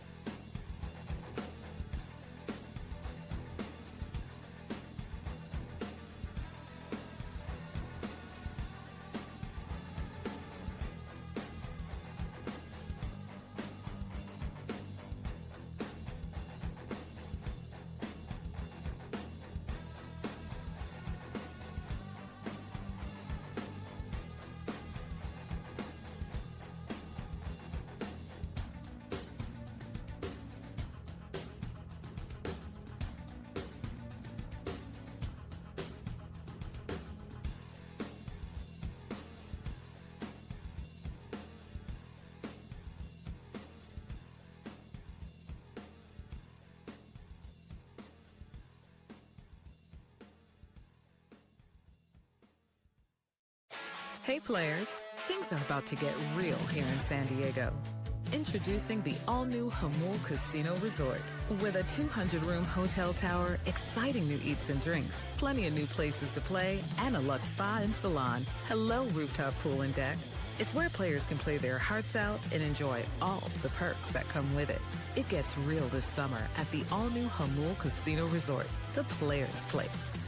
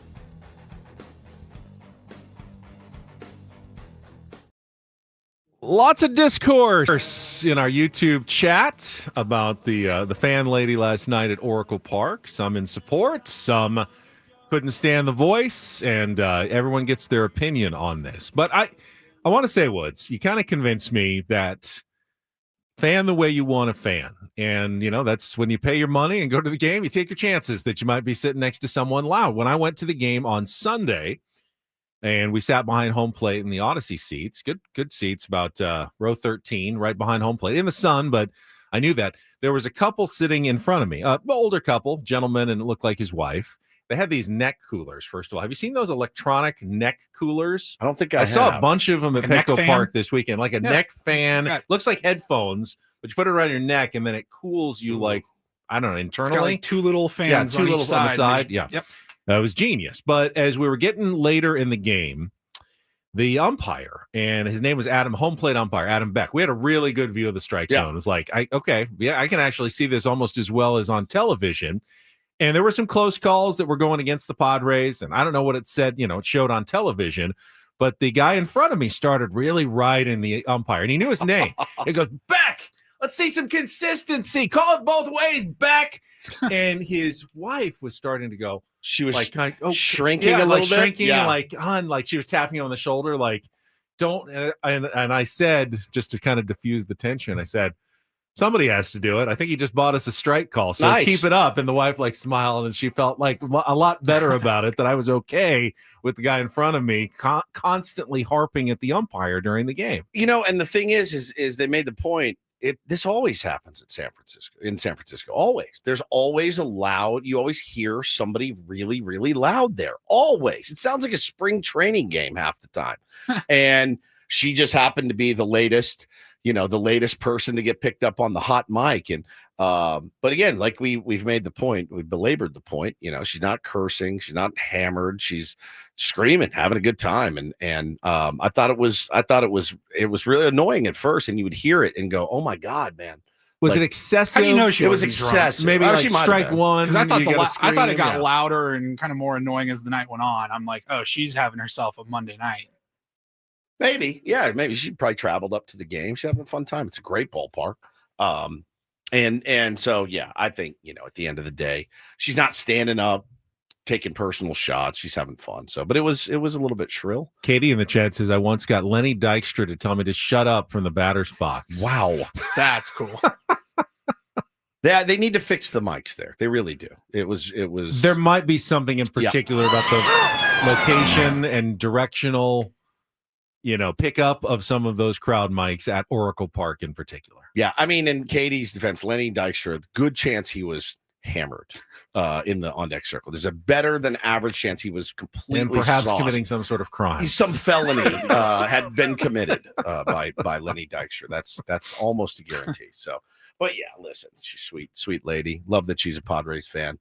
And do your thing tonight, sister. Looking forward to hearing you again. Same seats, maybe? Same seats, potentially. We'll find out quickly, I would imagine. All right, let's check traffic. When we come back, we can take a look at the rest of baseball from last night. Don't go away. Ben Woods on 97.3 The Fan. From the 855 Get Ross Traffic Center, protecting San Diego after accidents or injury, here's Kelly Danick. Traffic is brought to you by Valvoline Instant Oil Change, your 15-minute drive-through oil change. A couple things to mention here, guys. One of them is a crash on eastbound King Freeway right at the southbound 15 connector ramp. Also, reports of a collision on the Fairmont Avenue off-ramp of westbound 8. Watch out for some debris reported in the fast lane northbound 15 right before Claremont Mesa Boulevard. Before you hit the beach, the mountains, or even the 5 this Labor Day weekend, be road trip ready with Valvoline Instant Oil Change. No appointment needed. Stay in your car while they change your oil and check your tires, battery, and fluids. Coupons at SoCalOilChange.com. And Kelly Danick with Ben Wood, San Diego's #1 sports station, 97.3 The Fan. No, why not? It's brilliant. No. It's a good idea in the chat. Somebody said you have to put the in the wrap-up every day. I think it's a great idea. Paulie said no. That might be a step too far. Come on, really? Absolutely. It's got to go in the wrap-up. Celebrating our team winning. I love it. If they go on a big winning streak here. Oh, here we go again. Maybe. Will you do me a favor today? What? Will you punch up the rules, go to Kinko's, and have them printed out for us so that we now know the rules of when to do things or celebrate or anything? We can only put that in after a big series win. He's got all these rules. Well, it changes every day. I don't know. I have no idea. Go to Kinko's, print them up. Ben's rules for celebrating Padres. Well, you don't even follow the rules. The first rule Paulie and I both had was don't bring that bird whistle ever back again into the studio. And here it is. So you're already breaking the rules. Well, we won. So that's what I was saying. The rules are now that if they win, you keep playing the bird whistle. Yes, Gary said 97.3 How to Fan. I love that. How to Fan. Listen to 97.3 How to Fan. Your wife wants to know, does that mean we can't complain about babies on planes? I think, I just went through that in Hawaii. I told you, it was like a CPS situation. I've never seen anything like it. Oh, yeah. Luckily, it was a 45-minute flight. But I did feel terrible, and I didn't complain. And the lady kept coming to me. I'm so sorry. I'm so sorry. And I said, I've got 2 kids. They're nightmares. I totally get it. So I didn't flip out about it. But yeah, I think, when you're on a plane, you just kind of assume that there's going to be something that's not great the entire flight. I mean, at least baseball is a sport where you expect constant noise. Yeah. I saw a video yesterday of a tennis match. And one of the tennis players was complaining about a kid. There was a kid kind of screaming, crying. And she said, "Can you do something to the umpire?" And the umpire goes, "What do you want me to do? Kick the kid out of the stadium?" And she goes, "Yeah, kind of." I didn't. Tennis has always been quiet, right? Golf and tennis. The sheer ego of golf and tennis players that you can't perform when someone is making noise is crazy to me. The fact that up until a couple of years ago, you couldn't even have your phone out if you were on the course. Because what sport would benefit more from silence than baseball? Silence. You're up there and you're like, I need to focus. And this guy's calling me. Right. I mean, golf, the ball's not even moving. It's not even moving. It's not even moving. It should be the sport where you could be the lead. Yeah, whatever distraction shouldn't bother you at all. Shouldn't bother you. I sent you the video, Paulie. I DM'd it to the account of the tennis player. Tennis, I mean, the ball's moving at least, but in baseball, that's the one where you feel like, I think you're right, Woods, for the batter, trying to concentrate on a ball that is moving, up to 100 miles an hour or more with movement, with spin. But I mean, if everybody's yelling, is nobody yelling? That's the thing. A constant noise is a distraction. What's the worst thing in golf or tennis is the one noise. The one guy. The one noise. You're right. If everyone's yelling woo, let's go, Woodsy, stripe it, you're like, all right, I got this. And you see it every year, at the Phoenix Open, where they're all cheering at the par 3. It doesn't really bother them because they're all yelling, constantly talking. It's the one noise the one guy that gets you. as you go into your backswing. I mean, even if the three of us were out playing a match today and Ben got over a putt and I went, like you'd flip out for good reason because you don't hear it. Yeah, this was the Sabalenka match. This is great. Yeah. 10 minutes. It's a child. Do you want me to send the child out of the stadium? Yeah. Yeah, actually. Kind of. It's a child. Do you want me to kick him out of the stadium? I do. Yes, actually. I do. I really, really do. If you could, that would be great. You can send one of the parents with them as well, I guess. The other thing I will say about that, though, if I'm at the tennis match with Taylor and he's like, Dad, in the middle, I'm like, let's go. You're dragging him out of the stadium. If they get a little bit, I think my mother-in-law was getting mad at me on our trip because we would go out to these big family dinners. And I'm sorry. I don't want my kids treating restaurants like they're in a playground. And so when he gets up and starts running around and like knocking glasses over, I get a little bit angsty about it. And I get a little, I'm like kind of firm discipline wise. And my dad, when my dad comes to visit, they treat the restaurant like it's Chuck E. Cheese. And I'm like, Dad, I'm trying to teach them not to be a-holes when we take them out. And so I have to separate my dad and my kids when we go to dinner. I do. I'm like, Dad, you're here. Bo and Taylor, you're over here. Otherwise, they'll be slapping five and like playing hopscotch and stuff. I'm like, please, just let's eat our meal. Let's pay our check. And then we can go run amok after. So I do think there's parental responsibility. If you're at a tennis match and your kid's being unruly, take them to the concourse for real, because those are the rules. The unwritten rules is you're quiet when they're playing and serving. So it is like that when my parents come to visit and they say, oh, let's go to dinner, the anxiety that pours over me. I'm like, oh God, here we go. Because my dad just likes to have fun with them. But I don't agree that people should just have, they should just go crazy in a restaurant. I don't agree, because I told them on the trip, not everybody thinks you're adorable. Okay. Not everybody thinks that you're funny and cute. So you got to remember that when you go out to dinner, we're there to eat a meal and then let's get out. Most people do. Well, but not everybody. But so, yeah, exactly. Since I've got the spicy hot take this morning of I wasn't a fan of the cheering through the broadcast yesterday. It's kind of on the same page. I'll throw another hot take out there. At least I thought it was a hot take. I even wrote on Blue Sky. I wanted to get your guys' thoughts. I said, I thought this might be a hot take. Then I saw all of the comments with the same sentiment, so it wasn't that hot of a take. I thought the kid umpire, did you guys see him from over the weekend? Yeah, I think a few times now. I think he needs to be banned from all 30 MLB stadiums. I'm with you.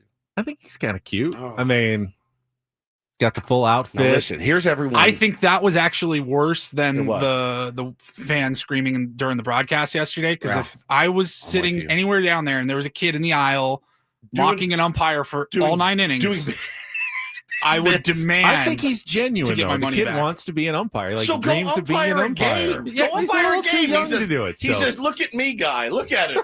Look at him."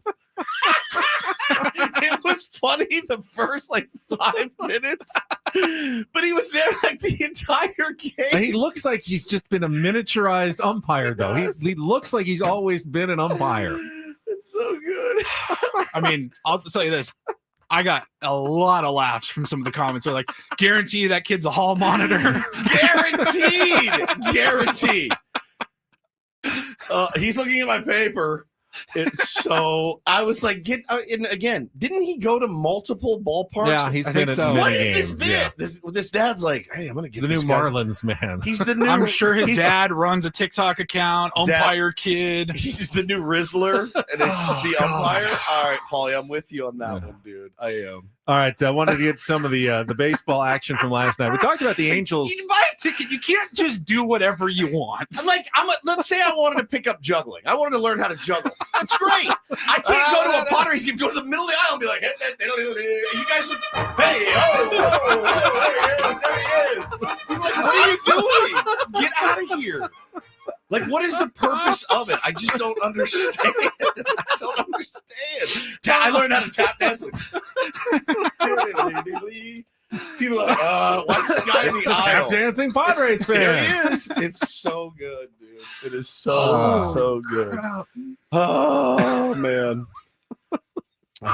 Oh, Rashad says a couple Father's Days ago, Woods' kids were well behaved at Ruth's Chris. That's true. They were. I was panicked about it. Like, it's not a playground. Let's go. We'll eat our meal. Yeah. Oh, that's a good idea, Chris. I should start bringing my acoustic guitar to Padres game. I said maybe just jamming, and I'll just walking around singing. Now you're sounding like you can't do whatever you want and cheer however you want. Paulie, at the I ballpark. agree with you on the umpire. I did think it was funny the first time I saw it. I go, "Oh, it's a good bit." Like, obviously, tongue in cheek. I don't think the kid should. Yeah, but like, kid shouldn't be shot. But that is annoying. I saw a lot of people that felt the same way. You're like, bro, you can't just do that. That was so good, so good, man. Oh, so good. Oh, that would be a good bet to lose. You lose a bet, you have to go tap dance in the aisle at Petco Park, as far down as the ledge. Just chuck some beer at you. Sit down, a-hole. All right, worse. I think fantasy football, hold on. like fantasy baseball bet or something, you lose. Worst punishment: tap dancing for an inning. I think making you dress like an umpire and mimic the umpire for all 9 innings. That out or the mesh shirt. Which one would you? I think I'd rather tap dance than I think I'd rather mesh. tap dance too. Yeah. Than do it's still wear the mesh shirt to a Padres game. It's still in my closet. As I go to pick my shirts out every day, that mesh shirt still hangs in my closet. I've not gotten rid of it yet for whatever reason. But Gary says, well, they're only kids once. It's not in the definition of a child that you get to dress like an umpire and go to multiple games and disrupt everybody. That's not in the child's handbook. So, yes, you are only a child once. That doesn't mean you get to do whatever you want. Maybe he's a fire breather. He wants to learn how to breathe fire like Gene Simmons out at games. Like I think it's bad parenting. I think it is too. I think you're like, just be careful. Like at school, kids are gonna make fun of you. I know what I'd do to the kid that dressed up like an umpire every day, and we're all playing kickball at recess, and he's behind the plate going, "You're out." Trying to run. That kid would get his ass kicked. Oh God, so good. And that segment was our wrap up of the baseball day yesterday. That was it. I don't think I got to one score of any of the games. I had way more fun with this 15 minutes. So. Hello, my baby. Hello, my Got Jesse Agler. We got Take on Woods coming up. Hour number 3 of Better Woods on the way. Don't go anywhere. Having some fun this morning on San Diego's #1 sports station, 97.3 How to Fan.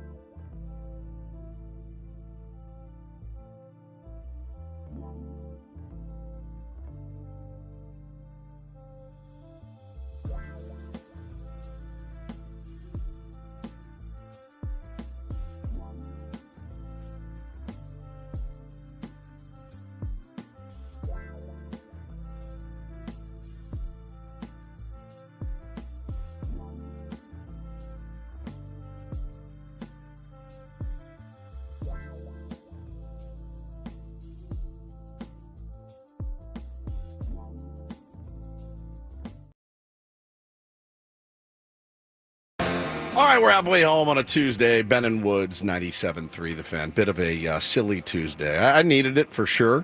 It's good to laugh with your friends, and the Tier 1 certainly are our friends as well. So thanks so much for being here, filling up the chat, active on social media. However you choose to consume Ben and Woods, we're very, very appreciative of it. Allows us to continue to do this every day, the more you listen. And speaking of our Tier 1 friends, yes, good reminder that we're inviting all of you to come out and hang with us, watch some baseball this Saturday at Moneyline Sports HQ. Brand new sports bar in Encinitas, where Woods and I both live. Yep. It's going to be, of course, San Diego versus LA. Fun starts at 6 p.m. 30 TVs, 2 patios, really good food, drinks, arcade games. Plus, we have an autographed, and I have been given authority today. Oh, God. To say that jersey that we're going to be giving away belongs to... Hi, this is Jackson Merrill. Yeah, that guy. You already said it. That guy. I did accidentally last week. We also have a pair of tickets to an upcoming home game. Yep. Come hang with us and Paulie. Watch baseball this Saturday at 6 p.m. at Moneyline Sports HQ, located at 345 South Coast Highway. It's just south of Encinitas Boulevard on the Coast Highway, off the 5 freeway between D Street and Encinitas Boulevard. In Encinitas, saw someone in our chat this morning said they checked it out yesterday, and it was East really County cool. Chris. Was it? So we're looking forward to it. I poked my head in when they were kind of setting it up. It's fairly new. Yep. Just a few weeks ago, and I thought, oh, this is going to be a cool spot. We didn't really have a real sports bar in Encinitas. It's been a long time since the last one had been around, so I think it's filling an important need in North County. We'll get to check it out together this Saturday to watch some baseball on Saturday night. I'm a little bit bummed because we have a 9 a.m. game on Sunday at far. Where is it? Mission Vista? Yeah. Which is like a north Oceanside. So which means I'm up at 6, which means I can't get saucy with the Tier 1s. If we had a 1 o'clock game, you were gonna have to drag me out of it. I mean, you could walk home from there. I literally could if you had to. Yeah, it'd be a little bit of a hike. Maybe it's uphill to your house, but it's not that take you a far. good Take me an hour. Yeah, it's probably no more sure. than a mile and a half, 2 miles though. But I'm still gonna come have a good time, and we'll eat and have a good time. Watch a little Padres against the Dodgers. Should be fun. Absolutely. Let's see. Is there parking? Well, Encinitas is always kind of tough, hit or miss. Yeah, it's a little. There's the train parking lots right. Oh yeah. Take the coaster or whatever that stops there is right there. If you want to come that way, if you're coming south, check the schedule. It stops right, literally behind it, like half a block away from Moneyline. Katrina says, "Is there parking?" I'm at the if I have to hunt for parking, I ain't going age. I hear you, but it is a Saturday night in Encinitas, so I cannot make any definitive statements about whether parking will or will not be totally available. Yeah. I lived there my whole life. I always find a spot somewhere. Sometimes you got to be patient and circle a block once or twice, but I always find something. Is it a restaurant or just a bar? It's both. Both. Looks like really good food on the menu. Yeah, it does look good. I'm excited. It's fun to hang out with you guys. We don't get to do it much. We certainly enjoy it when we do get to. So everybody's welcome. Come bring it, and we'll have a good time. Yeah. Is it a restaurant with alcohol or a bar with food? I don't know which one, but it's both. Are you going to be doing hugs and French kisses like you always do? I don't think that's in the rules. I will update the rules sheet before we get there on how to fan once just pass we them arrive. out as people. Yeah. You'll be the bouncer. You'll check IDs, print some cards, and give them a rules sheet. We'll all be fanning appropriately on Saturday night. Yes, we will. 97.3 How to Fan. It's great. It's great. The name of your next book. How to Fan. How to Fan. You got me all in my emotion. You know what? I didn't used to be the How to Fan you guy. You didn't. You were a real live and let live guy. I normally am like, be yourself, do you. And I think I've gotten a little bit scarred though. Is it from winning the Sports Anchor of the Year award from San Diego Magazine? Is that it? No, I just don't want our fan base to get ridiculed. We do anyway. I know. We get ridiculed on the daily. Always. You can't even say anything. And they're like, ugh, no rings. It's like, oh, man, I get it. There's no way to win. Oh, I've been at it, man. I've been at it with these guys. Oh, I love it. I like to mess with them. They're fun. You pointed out how it was empty. Empty Dodger Stadium was over the weekend. It was empty. They had a shot of a home run going out into left field in the 8th. There were 14 objectively empty. It was a sparsely attended game, whether everyone had left or they were sitting in a bar. I have no idea. They just Dodger were in the Stadium. concourse, So just getting into the shade. I don't know, but I it was said, why is it empty? That's all I said. Objectively empty out there. Why is the Padres trophy case empty? Why is your parade route empty? Not even related. Here we go. My fault. I looked at it. I thought it was empty. It's not. Everyone's dressed as a yellow seat. Apparently that day there were 14 people in the outfield. It was hot. Okay. Technically, top 2 teams in attendance in Major League Baseball are Padres and Dodgers. Yeah. Dodgers won. They have a bigger stadium. Padres 2. 14 million people in their city. 50-second sellout on Sunday. Insanity. 43,000 plus again for the San Diego Padres. Absolute insanity. Yeah, but it's like, man, you gotta bust balls in the middle of baseball season with one of your fake rivals that you refuse to acknowledge as a rival. But yeah, 1 game back behind those guys right now. Pretty crazy. I guess I'd like to think that once that trophy case has something in it, it stops. But it doesn't. You only have 1. Or there'll be some weird call that goes our way that you never should have. They still claim the 2017 World Series against the Astros. So we're not dealing with the smartest, tools in the shed right now. It's crazy. It's crazy how insane it gets. And this week's just going to get worse. Be a good day to step away, a good week to step away from social media, but I can't. 2 weeks. 2 weeks. I mean, the next 12 games are still against You're the right. Giants, Dodgers. You are absolutely right. It's going to be a grind. Someone said 2 weeks on social media with all these. It's gnarly. You got to get your war paint out, man. Your Braveheart, and you got to go dive into it. It's great. But they, you know what you're going to get from them. You know exactly the response. You can almost time it to the second. So it's great. I actually considered yesterday a bit of a bonus. Thank you, Angels, for beating the Dodgers. And, the Padres picked up a win. I did see, again, my pet peeve. I saw, Dodgers are losing 7-0. Padres have to win this game. Doesn't change. If the Dodgers are winning 7-0, you don't feel like, well, we can lose this one because, we can just drop a game to the Dodgers in the standings. Whether the Dodgers are winning or losing, it doesn't change how much you want the Padres to win every single game. You want to gain a game when they lose. You don't want to drop a game when they win. Really irrelevant how badly you want the Padres to win based on what the Dodgers are doing. With that logic, wouldn't you be like, let's say the Giants tied it up like they did yesterday, Devers hits the home run, you're like, oh, crap. And then you look at the Dodgers score and you're like, well, at least the Dodgers are losing. Like, if we lose, we're not. Yeah. You know what I mean? That. I'd feel more that way, but I see on social media a lot of the Dodgers are losing. We have to win this game to pick up a game. Well, if the Dodgers were winning, you have to win this game to avoid losing a game. It doesn't. Nothing changes. I'm okay. Like if it's they're losing and we lose, I'm like, okay, no harm, no foul. I woke up same spot as yesterday. I woke up today feeling the exact same, and we just got to figure it out. But I'm hoping that in these 2 series when the Padres play the Giants and the Dodgers are playing the Angels and then the Rockies, just don't lose any ground. Yeah. You started 2 back out of those games, those 7 games, I think it is. The Padres play all 7 against the Giants. The Dodgers play 7 against the Angels and Rockies. If you can not lose any ground in those games, I consider that a win. Huge win. And right now, the Padres are 1 game up now, at the start of those 7. So that's a little game in hand. I don't know that you can hold on to that if the Padres go 7-0 against the Giants, hey, you took care of business, but you can't expect that, especially with games at Oracle Park. Giants aren't out of it. They're still grinding to try to stay in the wild card race. The Dodgers, if they can't get the job done here, then they do have some bigger issues than perhaps they're even willing to acknowledge at this point. But the crazy thing is, if you're a Dodger fan, you're like, it's fine. We got 6 games left against the Padres. There's your chance to make it up. It's in your hands. So I don't think anybody should be super panicked or super excited. It's nice to be 1 game back. Going into after we got, what's our record against them this year? 2-5. 2-5. After the last series, I went, what is this going to look like? When we play them again, how bad is it going to be? I thought it was going to be double digits. I really did because they're the Dodgers, right? And to give them the respect that they deserve, the talent that they have on that team, I said we may be 10 games out, but that'll be fine. That will be fine. Those games then will be games where you're like, we don't care. Like we're trying to get in the playoffs, a wild card. The division is right there. I mean, it is right friggin' there, a game back, and that just amps it up tenfold. And am I allowed to say that? Yeah, tenfold? you are. Okay. You can amp it up tenfold. Thank you.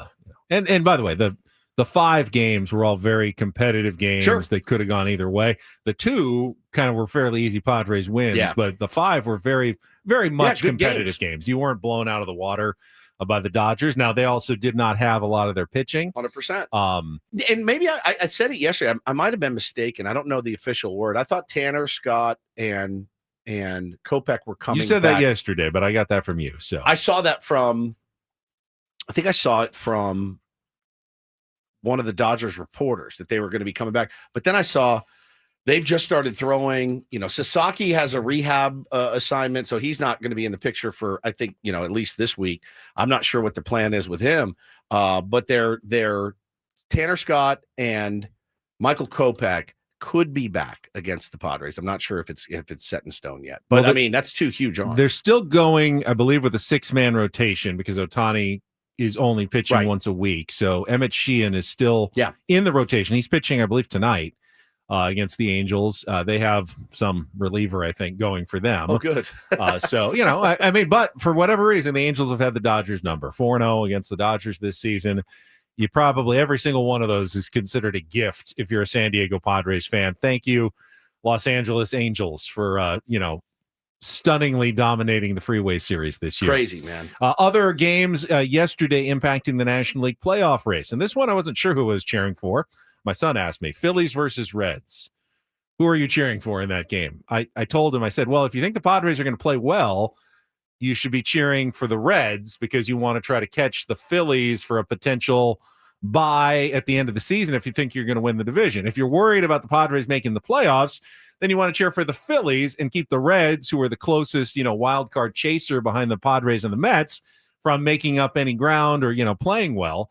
As it turned out, the Phillies rallied for 4 runs in the 8th inning. Wow. Schwarber hit his 42nd. They beat the Reds 4-1. So that extends even further now the distance between the Padres and the closest wild card competitor. The Padres are now 3.5 games ahead of the Mets, who have the last wild card spot, and 5.5 games ahead of the Cincinnati Reds, who are the first team out of playoff position in the National League. So this is brand new, updated by Fangraphs right now. MLB playoff odds in the National League. The Brewers, 99.9% chance to make the playoffs. Got to be the story of the year. They beat the Pirates 7-1. 10th straight win. It's their second 10-game or more winning streak in a month. They had an 11-gamer in July, and now they have a 10-gamer in August. That is incredibly rare in baseball. So you got the Dodgers at 99.6, the Phillies at 99.6, the Cubbies at 97.1,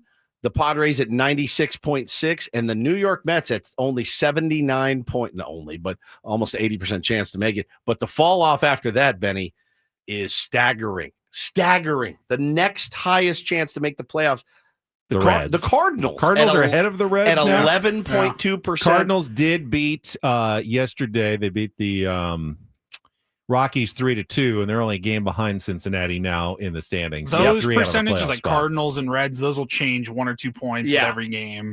Then you have the Reds at 9.6, and then the Giants at 5.8, and then it gets down to the nitty gritty. The Atlanta Braves right now still holding on to hope with a 0.1% chance to make the playoffs. 0.1, Benjamin. The Braves are currently 12 games out of a playoff spot. 0.1. 16 games under 500. The Miami Marlins have a 0.8. The Arizona Diamondbacks, 0.9. And then over the American League, a little bit closer, with the 7 and the 8. Yeah. So right now, the Mariners, Red Sox, and Yankees hold the 3 wild card spots. The Guardians are just a game out from the Yankees, and then the Rangers are 2.5 out. Yep. Then it drops down. Royals, Rays, and Angels are between 4 and 6 games out. Crazy, man. The story of the year, though, is the Milwaukee Brewers. I just don't understand this. It is just a spectacular Linsanity run that they are on right now. It is. I've never seen anything like it, man. I really haven't. It is like there's hot as fish grease right now. It is. It's crazy. Now, will it last? I mean, that's the thing. The fact is, it's gone in now. 2.5 months or so that they have been the hottest team in baseball. That's an extended run. Remember when they started the year? They lost the first game 4-2, whatever. They were playing at Yankee Stadium, and then they lost 20-9, 12-3, and then they lost 11-1 against the Kansas City Royals. They were 0-4 and being outscored by almost 35 runs in the first 4 games of the season. Yeah. They looked like they might be one of the worst teams in the history of baseball. Yeah. Through 4 games. And now here they are, by far the best team in baseball. By far.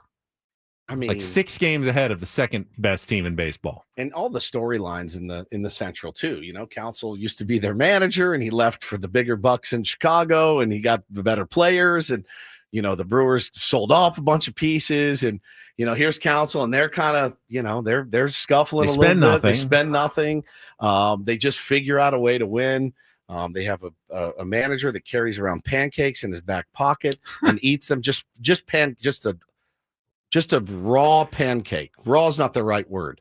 A cooked plain what pancake. A pocket pancake. Yeah, I saw the pocket pancake story. I never heard why Pat Murphy. I think he just likes pancakes. He likes pancakes. And he did it. But you need syrup and butter. He had it like folded up. Like imagine size of your hand or whatever. Pancake folded it up like a taco, and he just pulled it out of his back pocket where he keeps the lineup card. And he was talking to, was it Trisha Whitaker?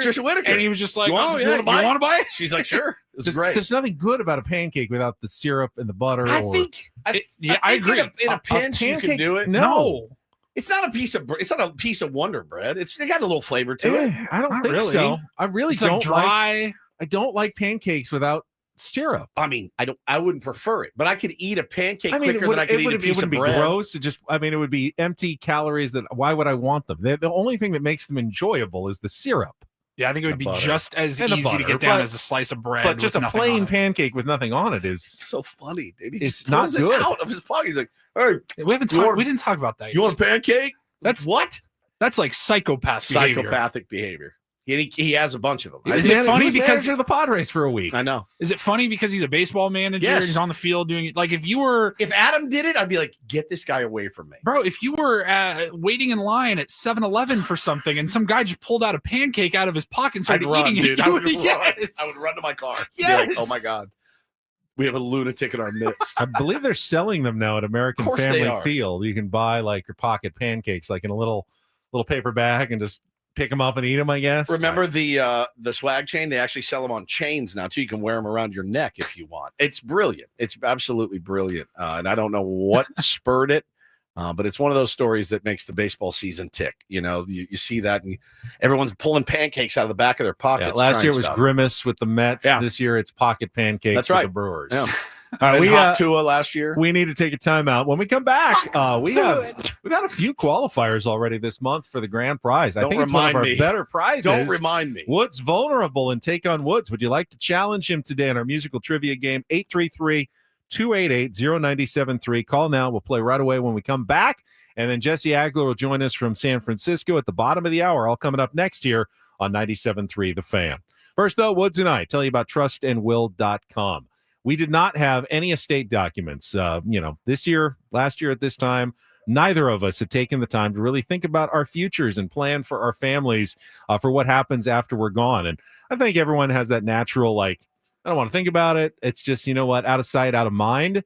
But it's so easy to handle at trustandwill.com. It really is embarrassing that neither of us had gone to the trouble to do it at that point. And you're right. That's the perfect word for it. And the sense of relief I got when I actually did it and hit complete and, send it over and got my estate documents. It was such a load lifted off my shoulders. And you can have the same thing. Just go to trustandwill.com. Use the code FAN when you check out FAN. I'm going to give you 20% off, which is pretty fantastic. Don't leave your family in probate court. That's what happens when you pass away. You don't specify what's going to happen. It's months long. It can be expensive. It can cause fights among your family when you're gone, and you can avoid all of it by, again, simple questions, 20, 30 minutes tops at trustandwill.com. Use that code FAN when you check out for 20% off and free shipping of your estate documents at trustandwill.com.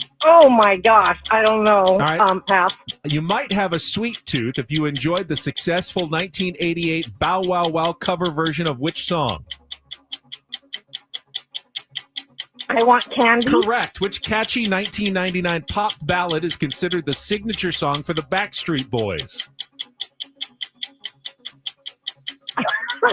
Pass. All right. Foreigner's biggest hit to this day remains which 1984 power ballad from their Agent Provocateur album? Foreigner. Pass. Oh my gosh. Which 1989 Queen hit starts with the band singing the title a cappella 3 times in a row before singing I Want It Now? Pass. That's all right, tough one. Let's go back to the 2-second song. It's Michael, yeah? It is the Jackson 5. We're out of time, though. That was I Want You Back by the Jackson 5. You got I Want Candy. Backstreet Boys is I Want It That Way. Foreigner is I Want to Know What Love Is. And Queen is I Want It All. That's a tough category, though, today, KC. I don't know. We'll see. I don't think Woods is going to sweep this one for sure. This is definitely a tough one today.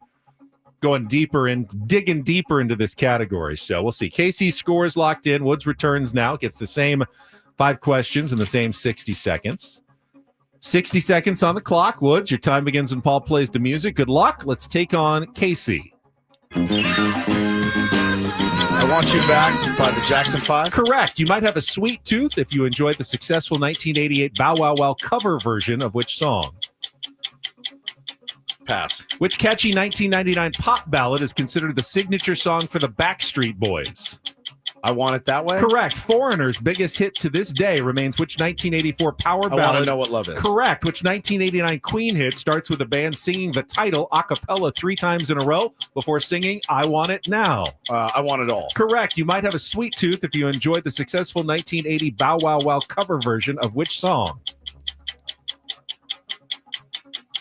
I Want Your Taint. I Want Candy. I Want Candy. But you got 4, and that's a win in a tough category today. Woo. That was another wish list. That's we had 10 songs this last week that all start with I Want. Woo. Good job, Woods. Thank You're back you. in the win column. Casey, thank you for playing. It's good. Tougher category, but Woods, very solid performance today in Take on Woods. You missed that flub. When we played Flubs of the Week last week, there was one from years ago Oh, where I love that one. You screwed up. You were like, oh, yeah, we won something. Polly, what was it? I don't know. I got it somewhere here. And Ben tried to zing you. He's like, good job with Good you. job with it. Good job with it. Good job with it. Good job with Good job you. with it. It was so good. So good. Nice to get a dub. My God, I've been getting my ass kicked. We're going to take a time out. When we come back, we go up to San Francisco, where we'll be joined by voice of the Padres, Jesse Agler, the Incorporator, coming up next year on 97.3 The Fan. QC. Oh, hi. QC Hi. Kinetics. It's time to talk about you. Good job with it. Tell you about their location in Torrey Pills, as I did yesterday. No, the QC Kinetics, total game changer for you. If you woke up this morning, you're feeling awful. You know, your knees are screaming at you, your back is hurting, your shoulder hurts. If you're a weekend warrior like me, or you are, missing out on, let's say you're training for a half marathon or something you've always wanted to accomplish. And, your joint pain is standing in your way. Highly recommend heading on over and doing a free consultation with the medical pros over at QC Kinetics. Thousands of patients will tell you, like myself, they wish they would have done it sooner. They turned around their lives with QC Kinetics regenerative treatments, work with your body to help restore and repair damaged joint tissue. It's exactly what they did for my wrists. So check them out today. No scalpels, no pills, just long-term relief with no dreaded recovery. You can bring your x-rays in, your MRIs to QC Kinetics. They'll take a look at them, and you'll have a no-pressure chat, thorough evaluation to see if you're a good candidate. And the worst case, you learn something new. Best case, you get your life back. ASAP, get the phone right now. Give them a call today. Locations in Hillcrest and Torrey Hills. 619-614-PAIN. 619-614-PAIN. Once again, 619-614-PAIN. It's QC Kinetics.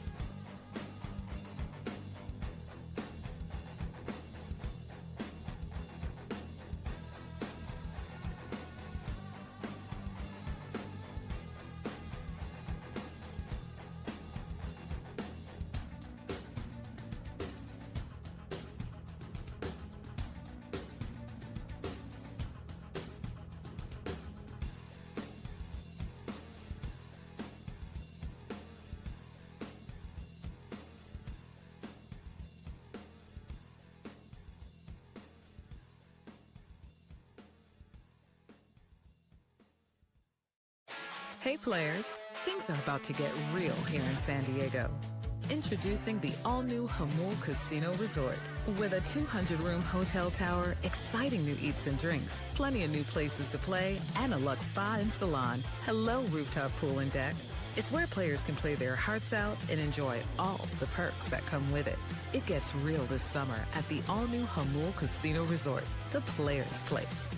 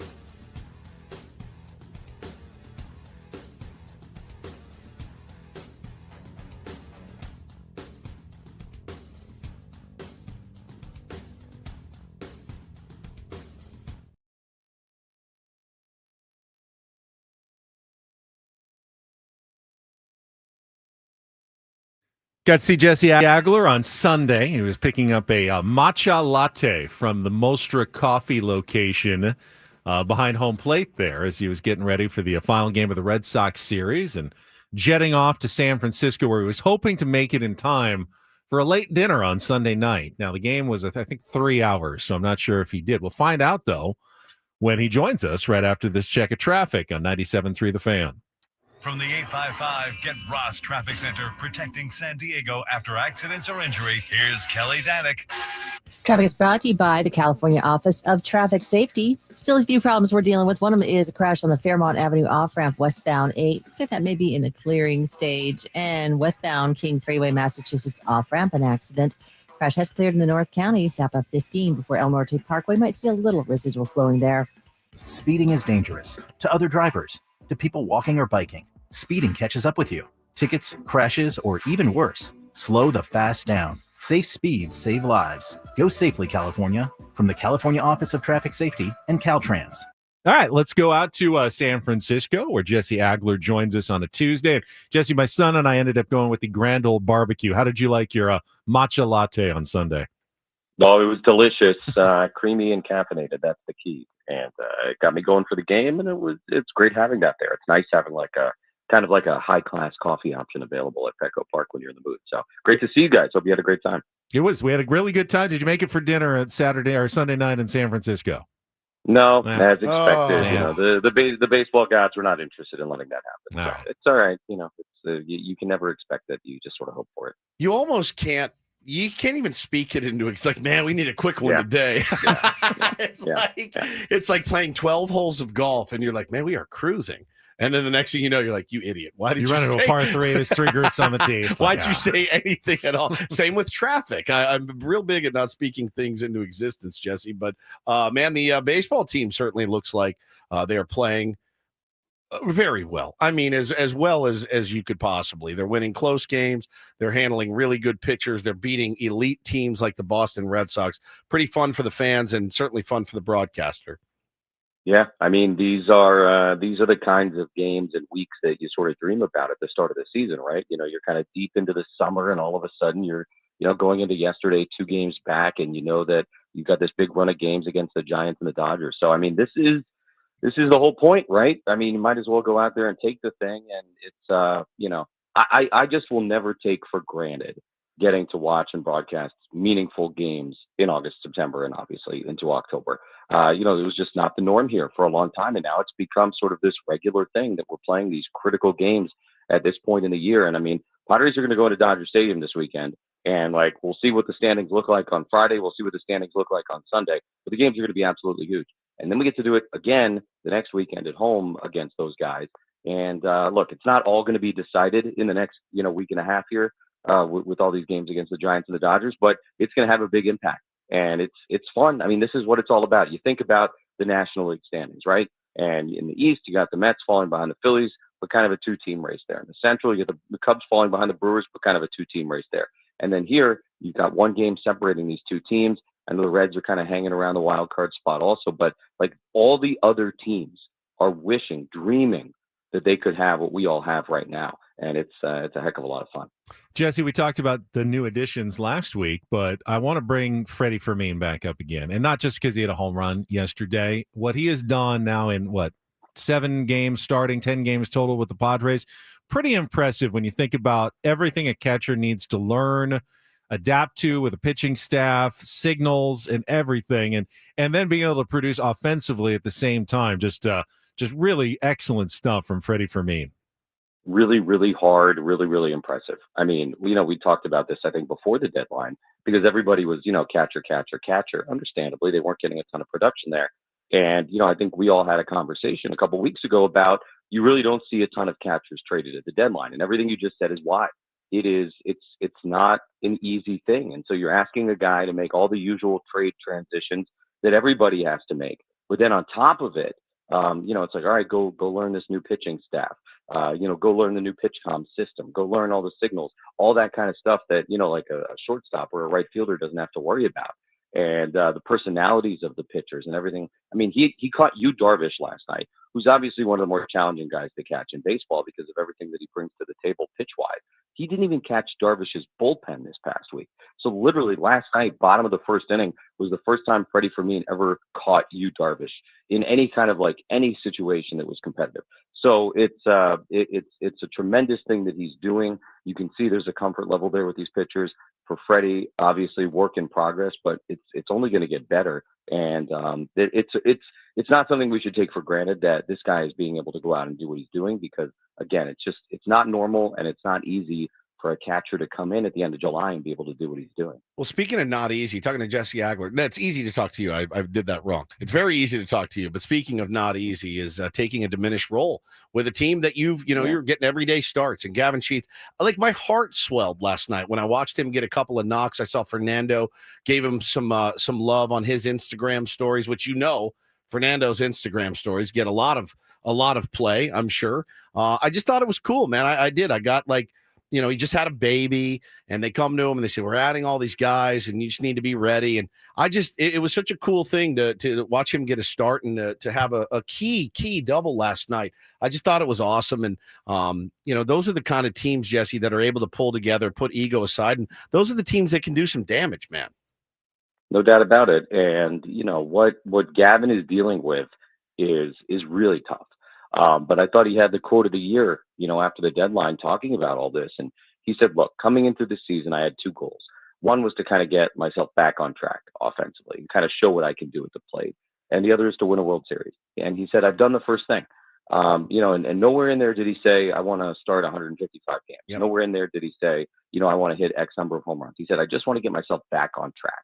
And he's done that. And so, for him to say that, and for him to feel that and say, all right, hey, now the only thing that's left to check off here this year is to win it all.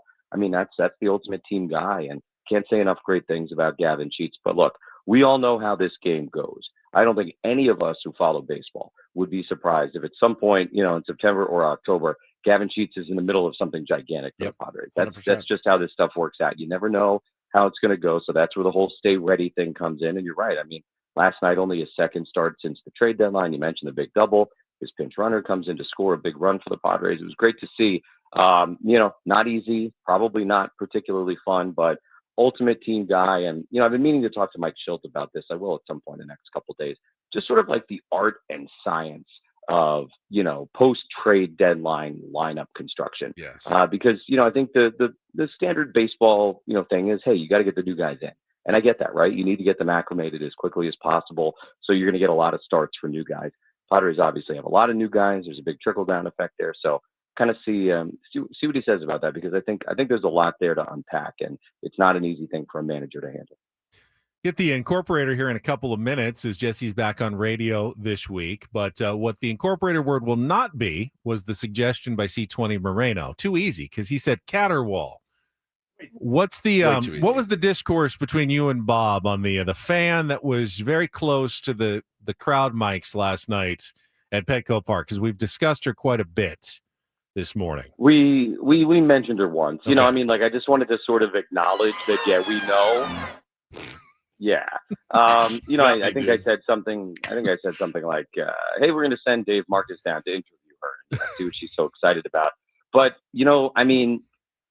I'm not trying to throw anybody under the bus, but, the way crowd mics work at the games, right? So the radio stations or the radio broadcast take the sort of like crowd effects, as we call it, from the TV. So TV is, mixing audio, and there's a guy there that's doing that. And, we have pretty much the same audio as TV has. So, there's really nothing that can be done. I know security came and checked on her and wanted to make sure she was okay, but she was very enthusiastic. Look, if I'm, Oracle Park operations, maybe I'm thinking about moving that microphone somewhere else. But I feel like every time we come here, there's somebody down by that field microphone. Yep. Right.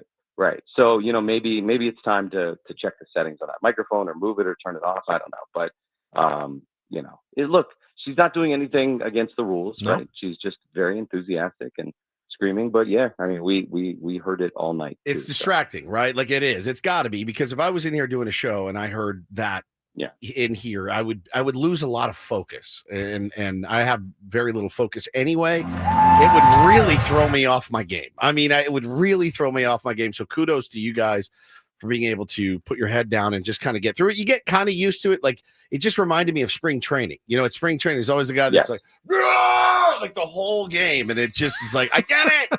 Have you ever said anything to anyone like before, like leaned your head out and be like, hey buddy, shut your pie hole, please?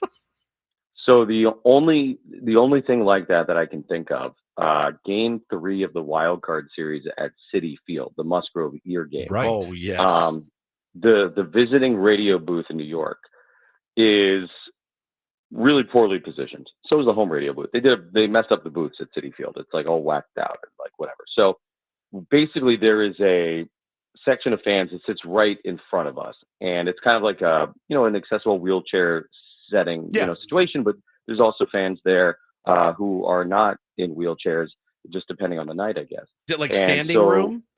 Right. It's kind of like a standing room thing. Yeah. And so that game, there was this one particular guy who kept standing up, and the security says, hey, we're not really supposed to stand here because it blocks the view of the announcer, blah, blah, blah. So because I've been there enough times, I see them do that. They're very cool about trying to make it as easy as possible for us. But it was game 3, elimination game of a playoff series. Mets were not having a good night. This guy definitely had a few beverages. And so, he kept standing up, and literally his head and shoulders now are blocking home plate from me. So I cannot see pitches. I cannot see like whether the guy swung or not. I'm getting nothing. So I'm kind of like leaning my head out, trying to make eye contact with the security guard. He comes over, tells the guy, but the guy keeps standing up and like getting in the way. So at one point, like kind of late in the game, there's, a big moment or whatever. Yeah. I'm like, I turn off the mic. I'm like, hey, and I'm trying to be cool and nice about this, right? And I hold my fingers up, like real close together. I'm like, can you just move like that much that way? Like just trying to be nice, right? Right. And I'm like, hey, just, an inch this way. And he gave me the New York salute. Oh. And and so then, there was a little bit of back and forth. Wow. And this is, by the way, literally like never heard this story happening. This is incredible. This is amazing. And then the security guy kind of saw the situation. He came over and he gave him a very aggressive warning about not to stand up again, or he would not be back at Citi Field for the rest of the night. So it got taken care of. But it was a little bit stressful. I'm bobbing and weaving and standing up. Yeah, trying to see.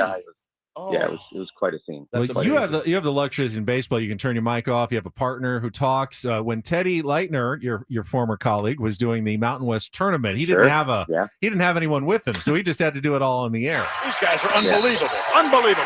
Driving down the lane. They get it. We got a broadcast here, and you're worried about a suitcase. Unbelievable. These people are unbelievable in this arena.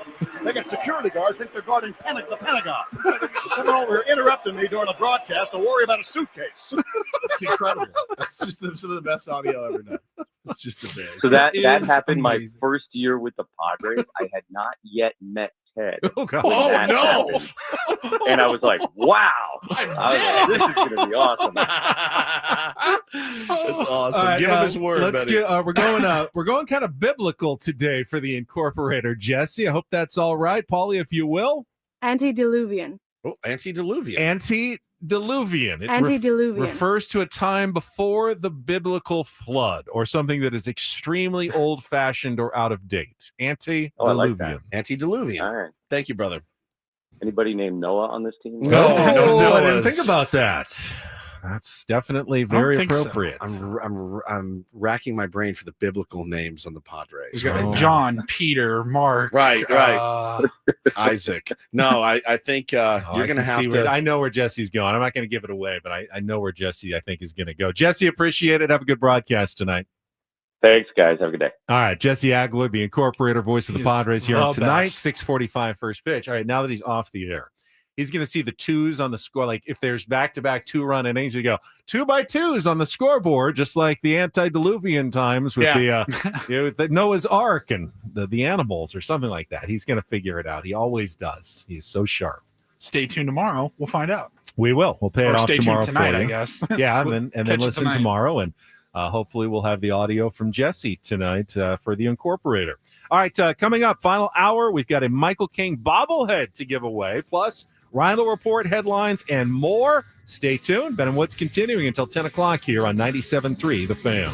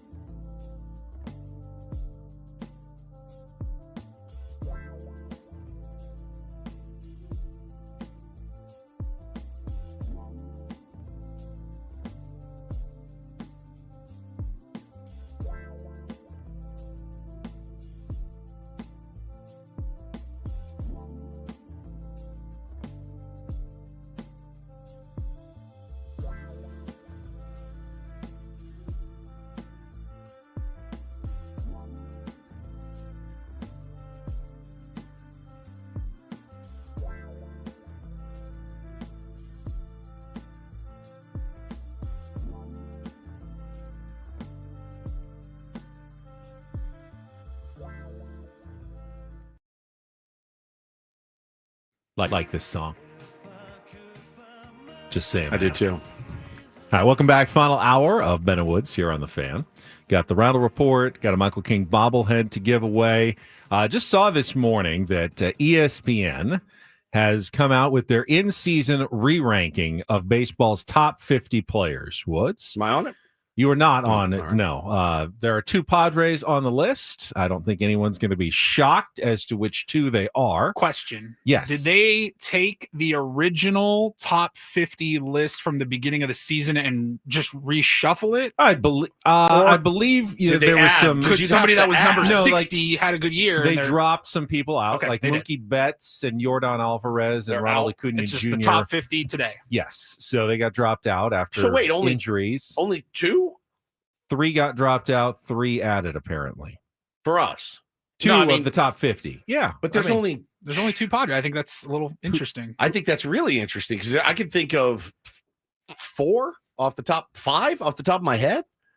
That would be in the top 50 players. Well, let's say there's if 30 if every teams, team had one great player, that's 30 right there. So does every team have you one can't even great have player? You can't even have 2 on every single team. That would be too many for the top 50. But does every team have one great player? Yeah, not every team Not has every rosters team. like the Not top every 5 or team 6 does. teams. Because in my mind, it's Fernando, it's Manny, it's Xander, it's Robert Suarez, and it's Mason Miller. Well, I'll give you 49 and 50 are Alex Bregman and Matt Chapman, which means you have to be better than those guys I don't know now their to be in numbers the off the top top of my 50. head. Bregman's a monster season. He's having a really good season. Chapman, He's really picks it. Really, he's making that really error good last night defensively. almost. I choked. It was surprising. At first, I was like, "Oh, that's a hard good hit nasty ball. hop." I was like, "Oh, that should be a hit for Xander." And I'm like, even Mud was like, "Matt, he does not miss that ball very often." He goes to gift wrap that one because that one is it's so rare. He's so good. He's so good.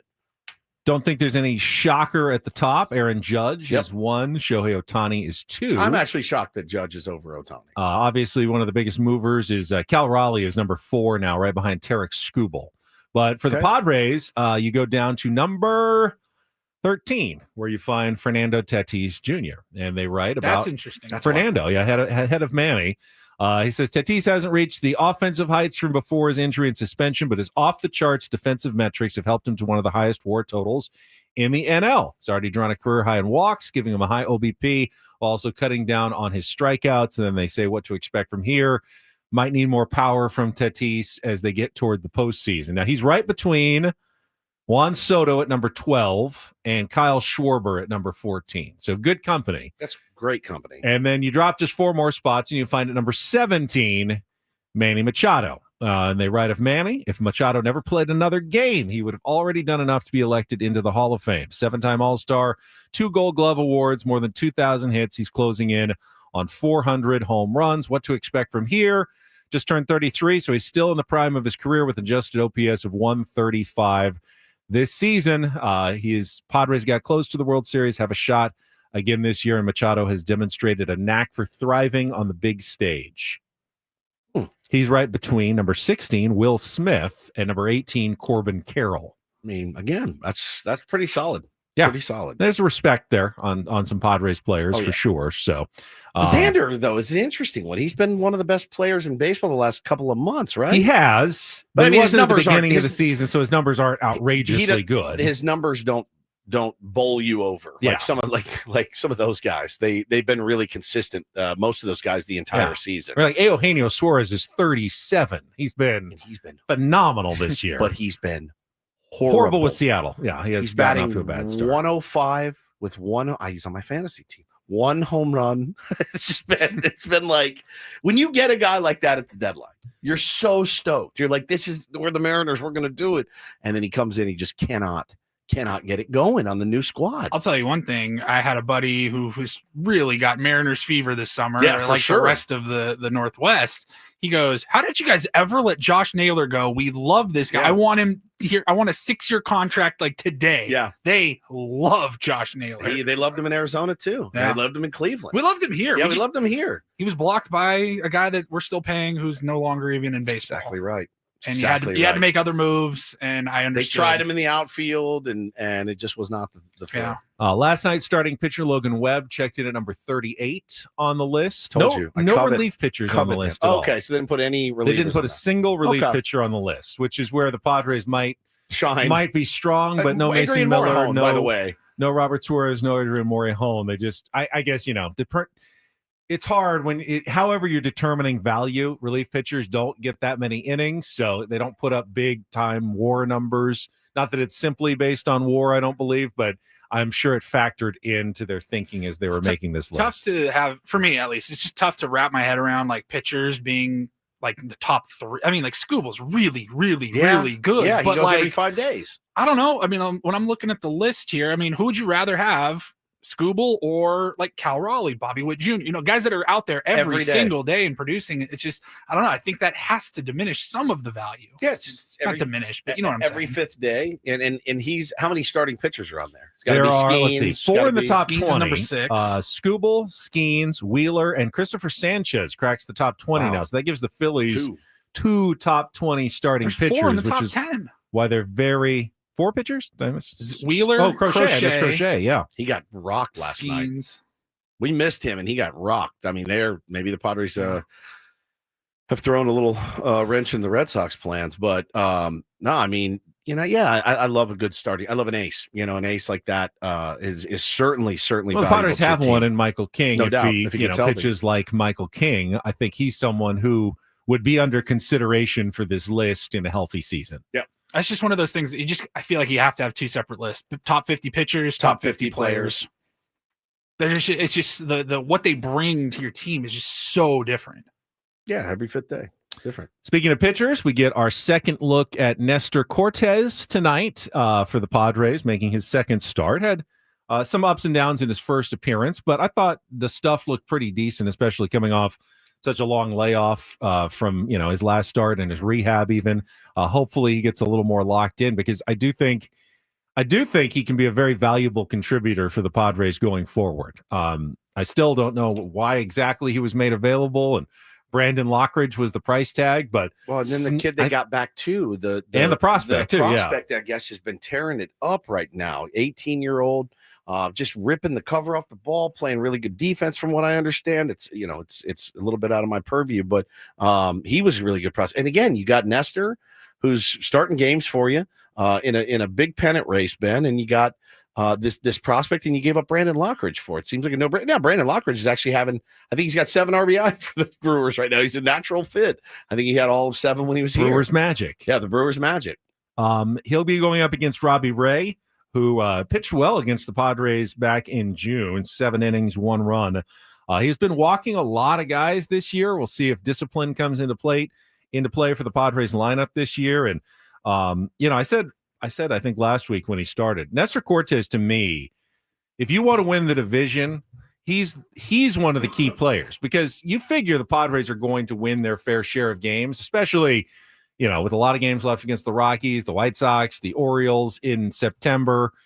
But if you want to actually pass the Dodgers, you're going to need to win some of your 5th starter games. Oh, big time. And that's what this really is your 5th starter game. You have a pretty good 5th starter here in Nestor Cortes, but you're going to have to win at least like half of those going forward if you want to have a chance to, pass the Dodgers and win the division and get a bye in the first round of the playoffs. Well, think about last year. Remember the 5th starter that we acquired, Ben? That it's hugely critical. It feels like we won every one of his starts. Almost did. I think we felt like we Martin did. Perez, yeah. Martin Perez, he was fantastic. So that made a lot of a difference in the stretch run last year and winning all those games in the second half. Having him come in, and again, a guy we were like, what are we doing? And he came in, bulldogged his way through 5 innings, 6 innings, seemingly every start, and was really, really good for us. So you'd love to see that kind of performance from Nestor Cortes, and get after it tonight in a good place to pitch, good pitcher's ballpark, and throw strikes, let your defense work, and see what happens. Mike in the chat says, I don't see Nestor beating Ray tonight. Bring back Randy Vasquez. Randy Vasquez got hit pretty hard in his start at AAA for El Paso against Oklahoma City. Gave up 3 walks, 5 hits, a home run. just 40 strikes and 68 pitches. Sounds His confidence got to be shot, man. It really does. Like that's tough. It's tough. Like those results don't even mean much to me, other than like, bro, you were taking the ball every fifth day. You really in the show. You really gutted your way through a lot of innings, a lot of big innings. You gutted your way to keeping your team in the ball game almost every time. It was rarely a pretty watch. It was never a pretty watch. The results were there more often than not. That's true, man. I mean, he kept you in every single game, kept you in the game, and then you get replaced. And you're pitching down in El Paso, man. It's tough. But Nestor's got a lot more experience in the big leagues, craftier, probably a little bit better stuff. Certainly fresher. Off the injury. How important is it for the Padres to have a lefty just to break up the string of righties as well? Because 100%. With Vasquez, you're all right-handers. As long as Sears is in the minor leagues where he is as well, Cortez at least gives other teams a different look. You got to turn people around. You got to, you switch up their lineup. They can't just get locked into facing righties every single night. So it does have that added benefit for the Padres rotation of having a veteran lefty in there. Yeah, I agree. And, listen, Mike says that I don't look, if you had to make me put a bet on it, I probably wouldn't take Cortez over Robbie Ray if I was what are the odds tonight? Paul, you're usually good at finding those pretty quickly. I mean, who's the favored team in tonight's game? Last night, the Giants were favored. Logan Webb, obviously, top 50 pitcher in baseball. Well, I'm sure they're favored. The Giants? Yeah. You're sure? Yeah. Yeah, sure. Slight favorites. Padres are a better team, though. Yeah, they are. Giants are minus 112. Padres are plus 101. Okay. So fairly tiny underdogs tonight. In your bullpen tonight, you will have a very fresh Wandy Peralta, maybe my favorite Padre on the squad. Can't wait to see what hijinks Wandy gets into tonight.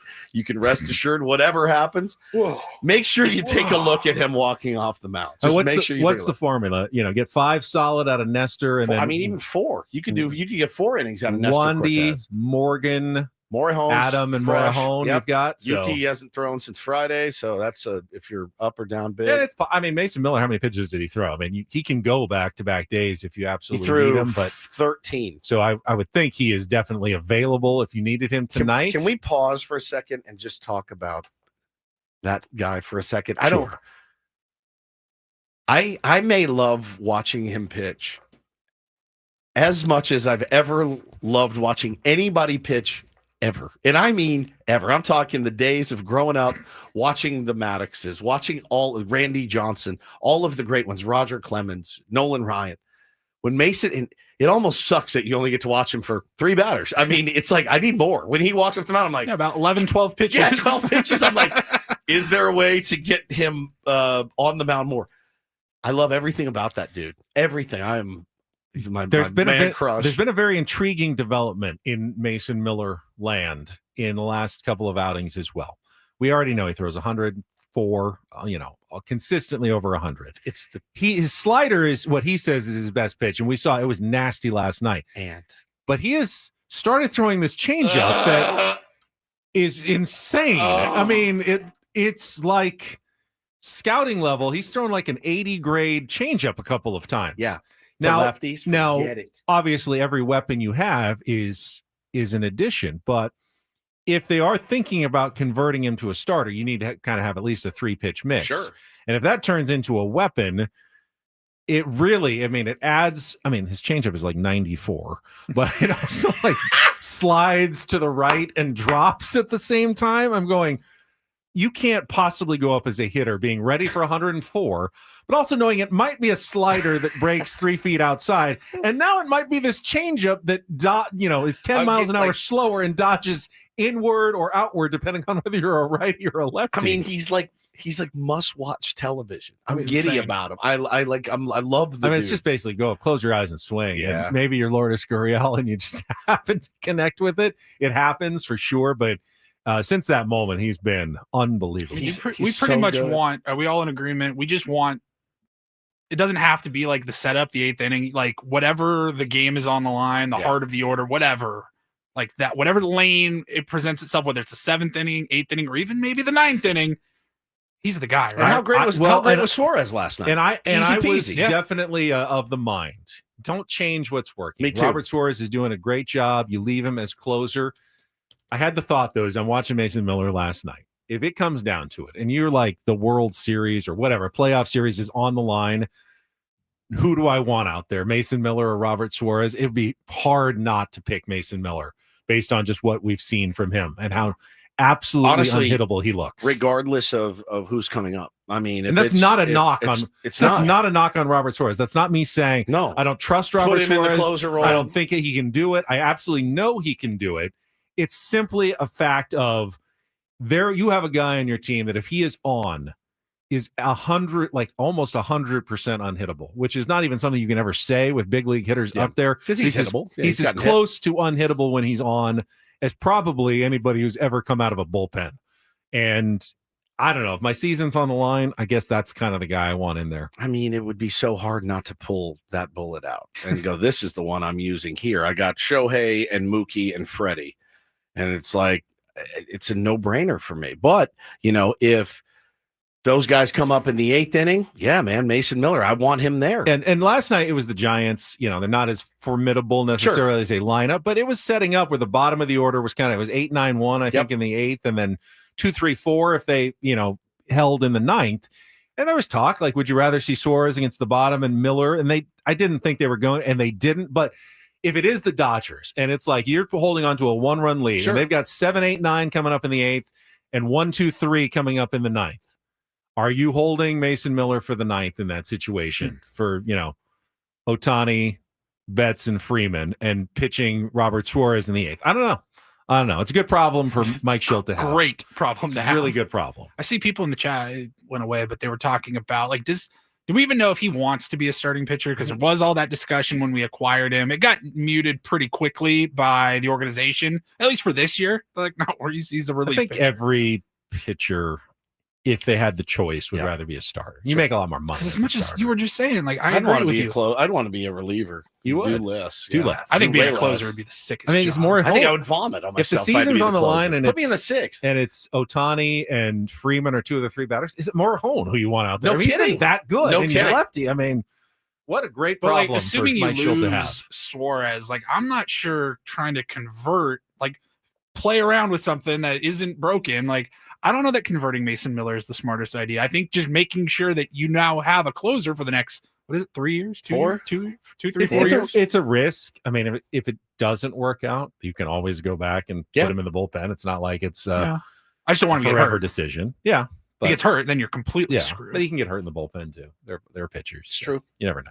All right, we'll take a timeout. When we come back, we've got the giveaway, the Michael King bobblehead for a tier 1. You can be one of the first in San Diego County for the giveaway that's coming up later this month at Petco Park. And then Paulie with some Reindl Report headlines, all coming up with Bennett Woods on San Diego's #1 sports station, 97.3 The Fan. First, though, I get to tell you about Prize Picks. It's my daily fantasy spot. It has been for about a year now. I play it because it's fun. There are millions of users and billions of dollars in real money won. But I love that you can tailor your experience on Prize Picks. However you're watching sports, what games you're watching, you can cross between 2 different sports. You're watching baseball, you're watching preseason football. You can combine lineups together for whatever you're watching and set your lineup between 2 and 6 players, and you're just picking more or less against stat projections. The more you put together, the more you can win. Or you can do a flex play where you pick like 5, but you only need 4 to come through if you want to win that lineup. It's really simple to play. All the stars are in there. I mean, talking football, running backs like Saquon Barkley or quarterbacks like Josh Allen or Joe Burrow. They have yardage, touchdowns, all kinds of different projections all the way through the entire season, baseball and football right now. When you sign up, make sure you use our code KWFN. When you download the Prize Picks app, you're going to get $50 in lineups when you play your first $5 lineup. That's code KWFN to get $50 in lineups after you play your first $5 lineup. Just kind of gives you an idea, some easy way to start, dabble around with it for a while on their dime. Not yours. Check it out today. It's Prize Picks. Run your game. Must be present in certain states. Visit prizepicks.com for details.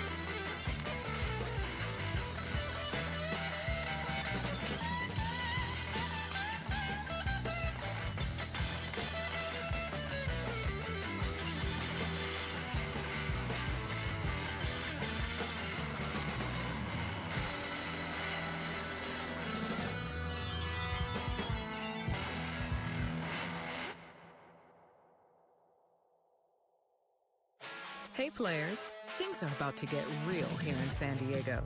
Introducing the all-new Jamul Casino Resort.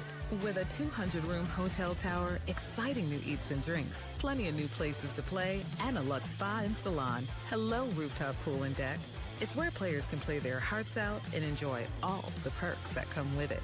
It gets real this summer at the all-new Jamul Casino Resort, the players' place.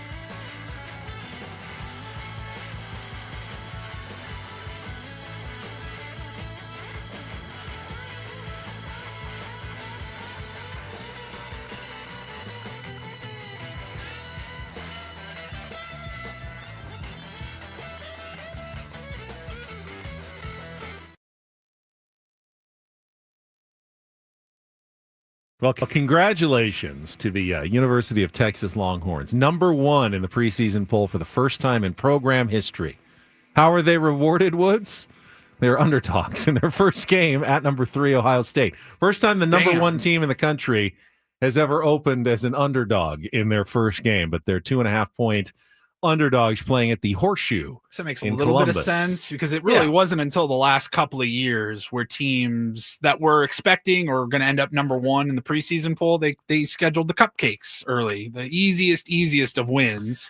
And now if those games are even on your schedule anymore, which most teams are like, we can't afford to not play somebody good. It's, over the course of the year, like they are putting them kind of in the end of the year now. Yeah, usually Alabama will play, some bad school late in, November, D2 school, to set up before the SEC championship, kind of get a bye week almost. But with the expanded playoff, it's no longer lose one and you're out. And so you can actually build up some strength of schedule. You can afford to play a good game. And if you win it, great. If you lose it and it's close, probably helps you. Yeah, losing to the #3 team later you. later in the season anyway. So it's good for college football fans, and that we get better matchups, and you're not afraid to schedule better teams early in the season. Well, and those losses, if you lose, you're not done. Exactly. That's the best which part. is great. I mean, the Irish made the friggin' the championship game last year after losing to Northern Illinois. Like that's what the beauty of the college football playoffs. It's just because you remember, Benny, back in the 80s and 90s, like if you lost in week 2, you're like, why am I watching? Right. Like, here we go to the Alamo Bowl. It never like, made sense to me either. Made sense. It's not about being the best team in the first couple of weeks. Correct. You should have the ability to coach up your team and get them to improve as the season goes along. And even if you lost a game or two in the first month, if you are rolling through at the end of the year and you're clearly the best team, a loss back in September should not be the death knell for your season. It was the worst. Yeah. It was the worst part about college football. I mean, you would win these, like you'd win a couple big games and you'd like drop a clunker and you're like, that's it. I'm done. The season's over. I've got nothing to look forward to other than we're playing for pride. But then the team that like held on by the skin of their teeth in a bunch of close games and then won a couple of cupcakes and all of a sudden, well, they're undefeated, at the end of the year. I don't think they were really the best team, though. College football rules so much. I know I'm so excited for football season. I know it's, I know it's different. I know that the players are different. I know they get paid. And I know all of this. I know it. I take it into account. But there's just nothing better on a Saturday, Maybe man. Stop thinking about it as college football. Think of it as age 18 to 22 football. Right, like not minor leagues per se, like in but soccer they call it like the U23 team or the U17 team. It's just they're all pros in soccer. They sign these deals when they're like 13 years old. Right. Give me and then you kind of move up the ranks in youth and you play against guys your own age or girls your own age.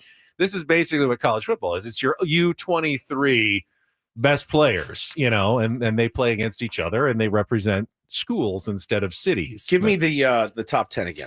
Top 10 again was Texas at number 1. Okay, no problem with Penn that. State was very close at number 2, 5 points total, 2 first place votes just off at number 2. Then Ohio State at number 3, Clemson, Georgia, Notre Dame, Oregon at 7, Alabama at 8, Kalen DeBoer's second season, LSU at 9, and the U, Miami at number 10. Notre Dame 6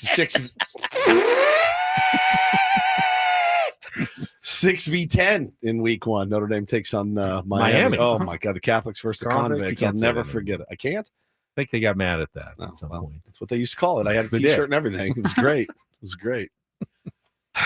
That's a dynamite drop, by the way, Paulie. Perfect timing, as always. Dynamite. I know. I saw a comment. Somebody was like, "I can't even think about football this season the Padres having." I get it. I hear you. I'm with you.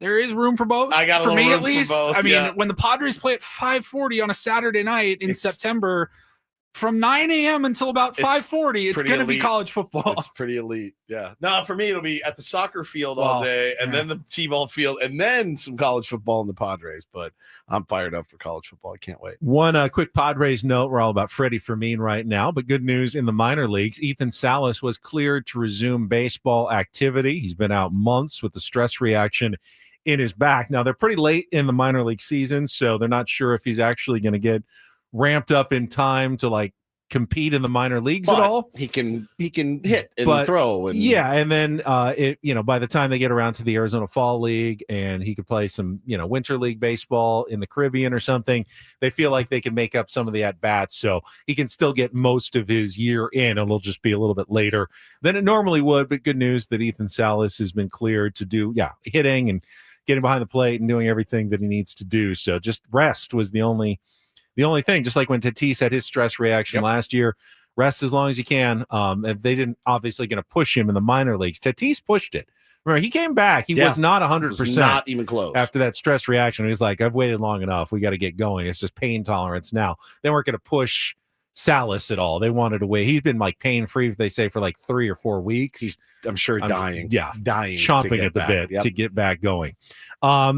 By the way, speaking of Padres, now is your time to call in and win. And I know people are going to love this prize, our Michael King bobblehead. So I'm going to make it the 10th caller. We're going to have to wipe the phone lines twice as Paulie goes through. But start dialing now, 833-288-0973. 10th caller is going to win the 2025 Michael King bobblehead presented by Cox. Features the Padres ace taking his throne on the mound, donning a gold cape and a crown. It's going to be given away Wednesday, August 20th, 1 week from tomorrow.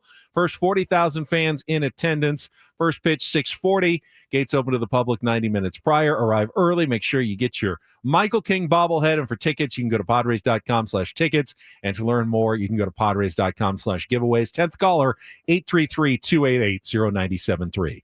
Well, quickly, gang, just talking about the Michael King bobblehead. Eco Water is water fit for a king. What do you think about that? Nice. I have just drained I'm out of my Eco Water. I need to go refill it because we got it in the kitchen here. You should get the system at your work, at your home, certainly, because hard water, which is most likely what you have, silently wrecking your plumbing, appliances, and water heater. No more green buildup, that gunk that gets on your shower heads and all that. It's gone. We had to replace ours, and we did get the EcoWater system in our home, keeping water soft since 1925 with their reverse osmosis system. It is bottled quality water straight from your tap. Every time. All right. Their alkaline filters take hydration to even the next level. We've got the EcoWater system. We love it so much. Make sure you get it done. Clean water also deserves clean air. EcoWater SoCal has state-of-the-art air purification that removes 99.99% of pollutants. We got pure water, fresh air, and a happy family. Get a free in-home water test today and try the Soft Life and alkaline water now, just $9.95 a month. Call 760-350-3338 or visit EcoWaterSoCal.com. Let them know Woodsy sent you. Not everything in life should be hard, especially your water. Keeping it soft since 1925. EcoWater, your water should be perfect.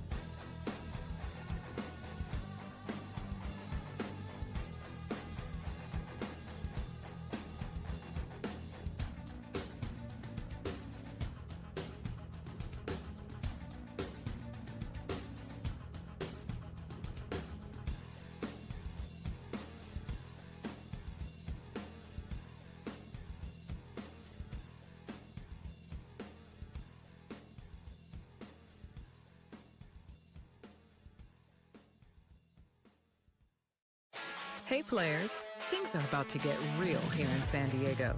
Introducing the all-new Hamul Casino Resort. With a 200-room hotel tower, exciting new eats and drinks, plenty of new places to play, and a luxe spa and salon. Hello, rooftop pool and deck.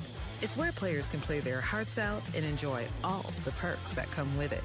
It gets real this summer at the all-new Hamul Casino Resort, the Players' Place.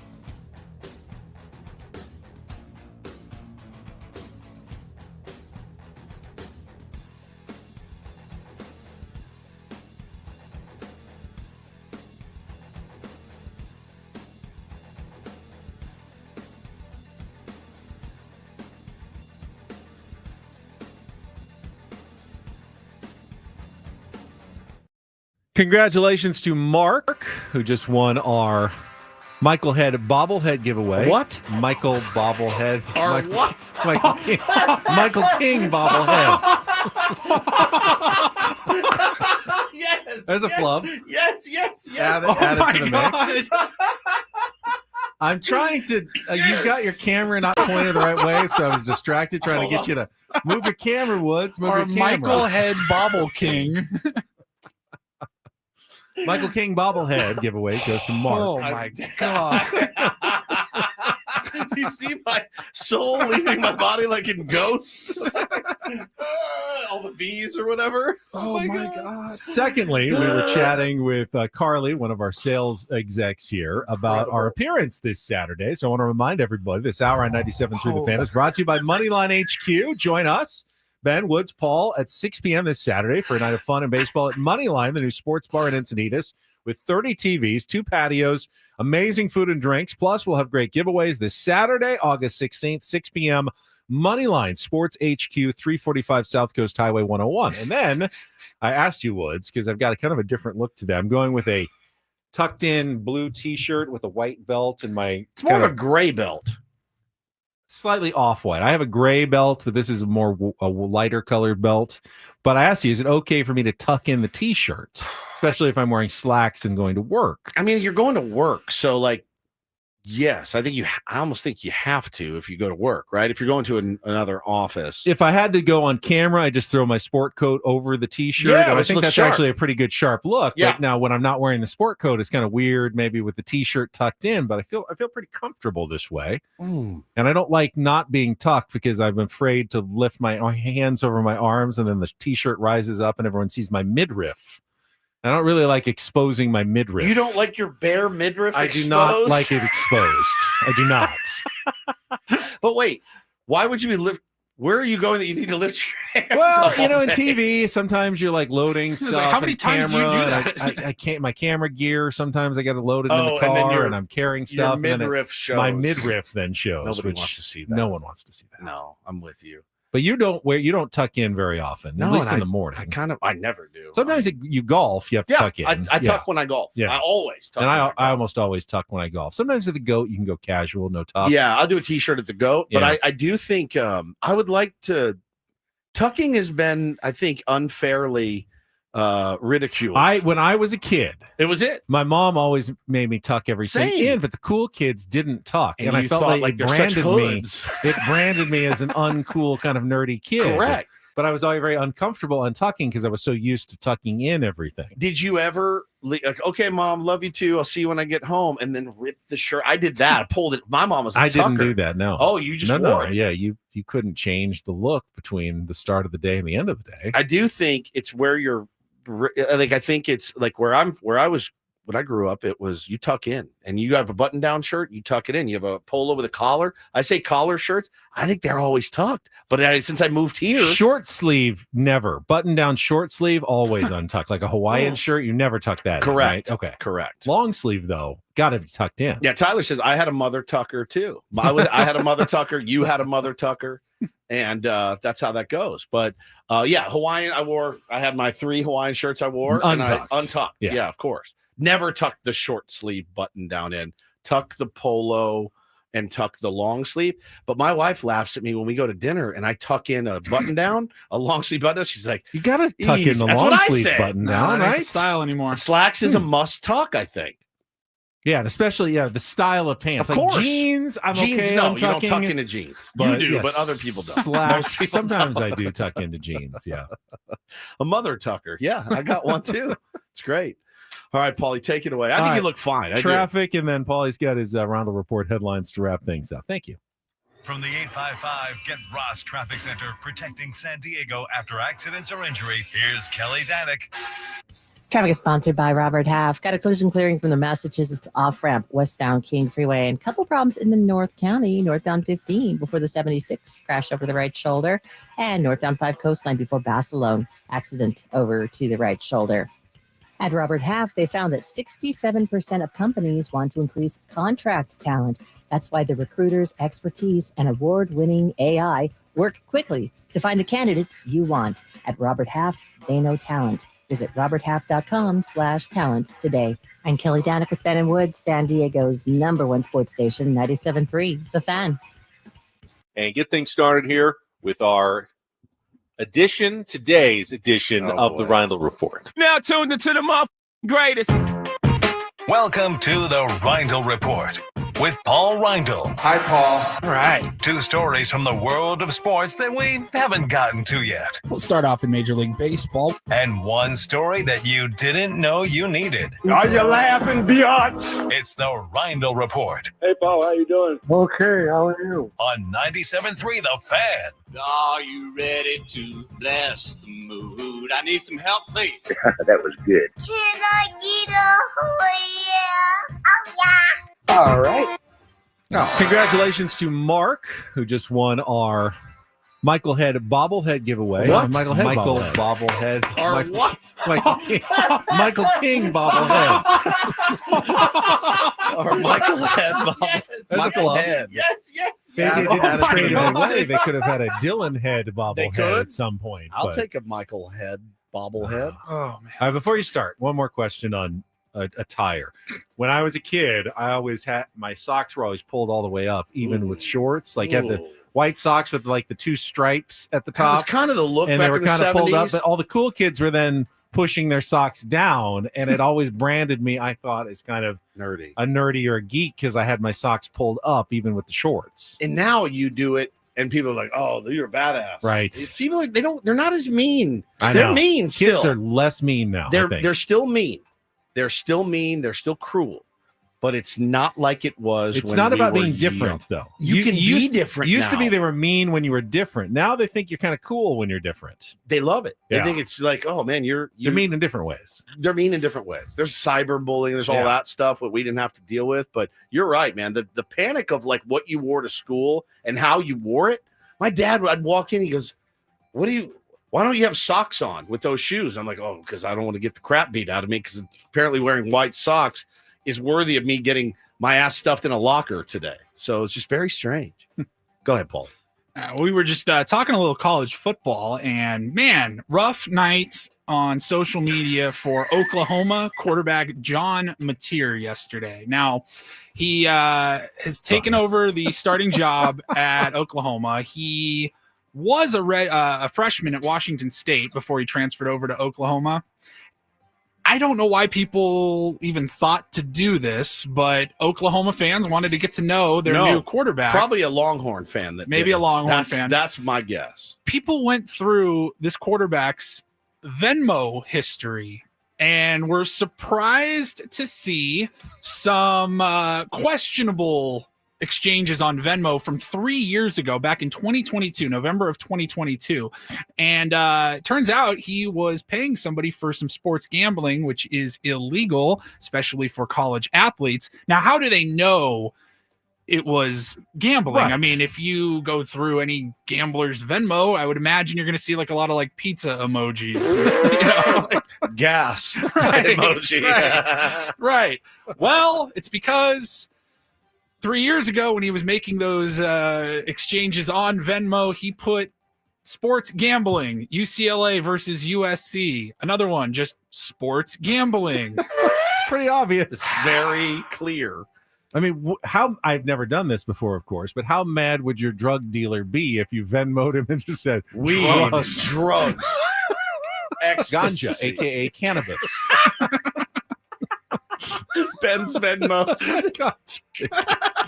Loose cannabis. Guys, like, hey, you dork. First of all, pull your socks down, untuck your shirt, and you don't write loose cannabis into the Venmo, you idiot. Anything else? I know it's Breakfast. supposedly usually an all-cash business. Gary Son says, lady of the night. Yes. 300. Prostitute.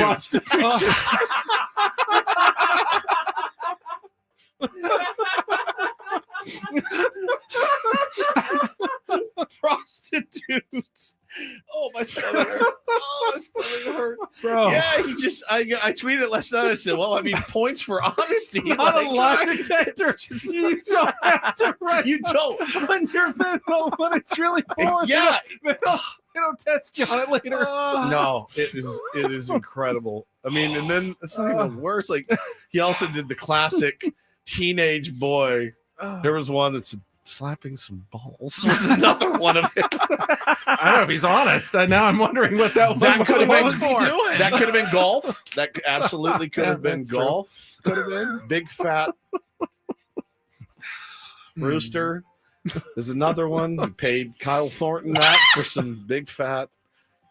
Interesting. Doing dumb stuff, but he went and deleted all his transactions. He deleted all his transactions. Is anything going to happen to him? Is he in any kind of trouble? I don't think so. OU has said they are aware of the situation and they are handling it. But now, so this kid goes to play in a huge game and it's just going to be signs everywhere, like college game day. I mean, he's done for, but I think you take it in stride and move on. He didn't kill anybody, certainly, and it gave me such a chuckle last Katrina night. says every Venmo, no matter what, services rendered. Services rendered. Yeah. Glory hole. Oh, man. All right. And then finally, we will just wrap it up here quickly with this last story. You guys remember over the last couple of months now, there was a guy that became pretty famous on social media, especially like TikTok and Instagram. He was sailing a boat to Hawaii and it went viral. People were sending him goods. He made it to Hawaii. He was with his cat on this little tiny sailboat. And I thought that was insane. Until I saw what is happening right now as 4 guys from the United Kingdom are nearly completed with a row across the Atlantic Ocean. Are you sure they're not done? The latest I saw was they're expecting to be there tomorrow. Okay. They're on the last. They're in like a big. They're rowing. It's a rowboat. Yeah. They have a little area below the boat where they can sleep and avoid bad weather. But they are just out here just rowing from the United States to the UK. They left New York right off the Statue of Liberty. They just threw this boat in the water and paddled out. And I go, this is insane. And these 4 guys, they are doing this all to raise money for a good cause.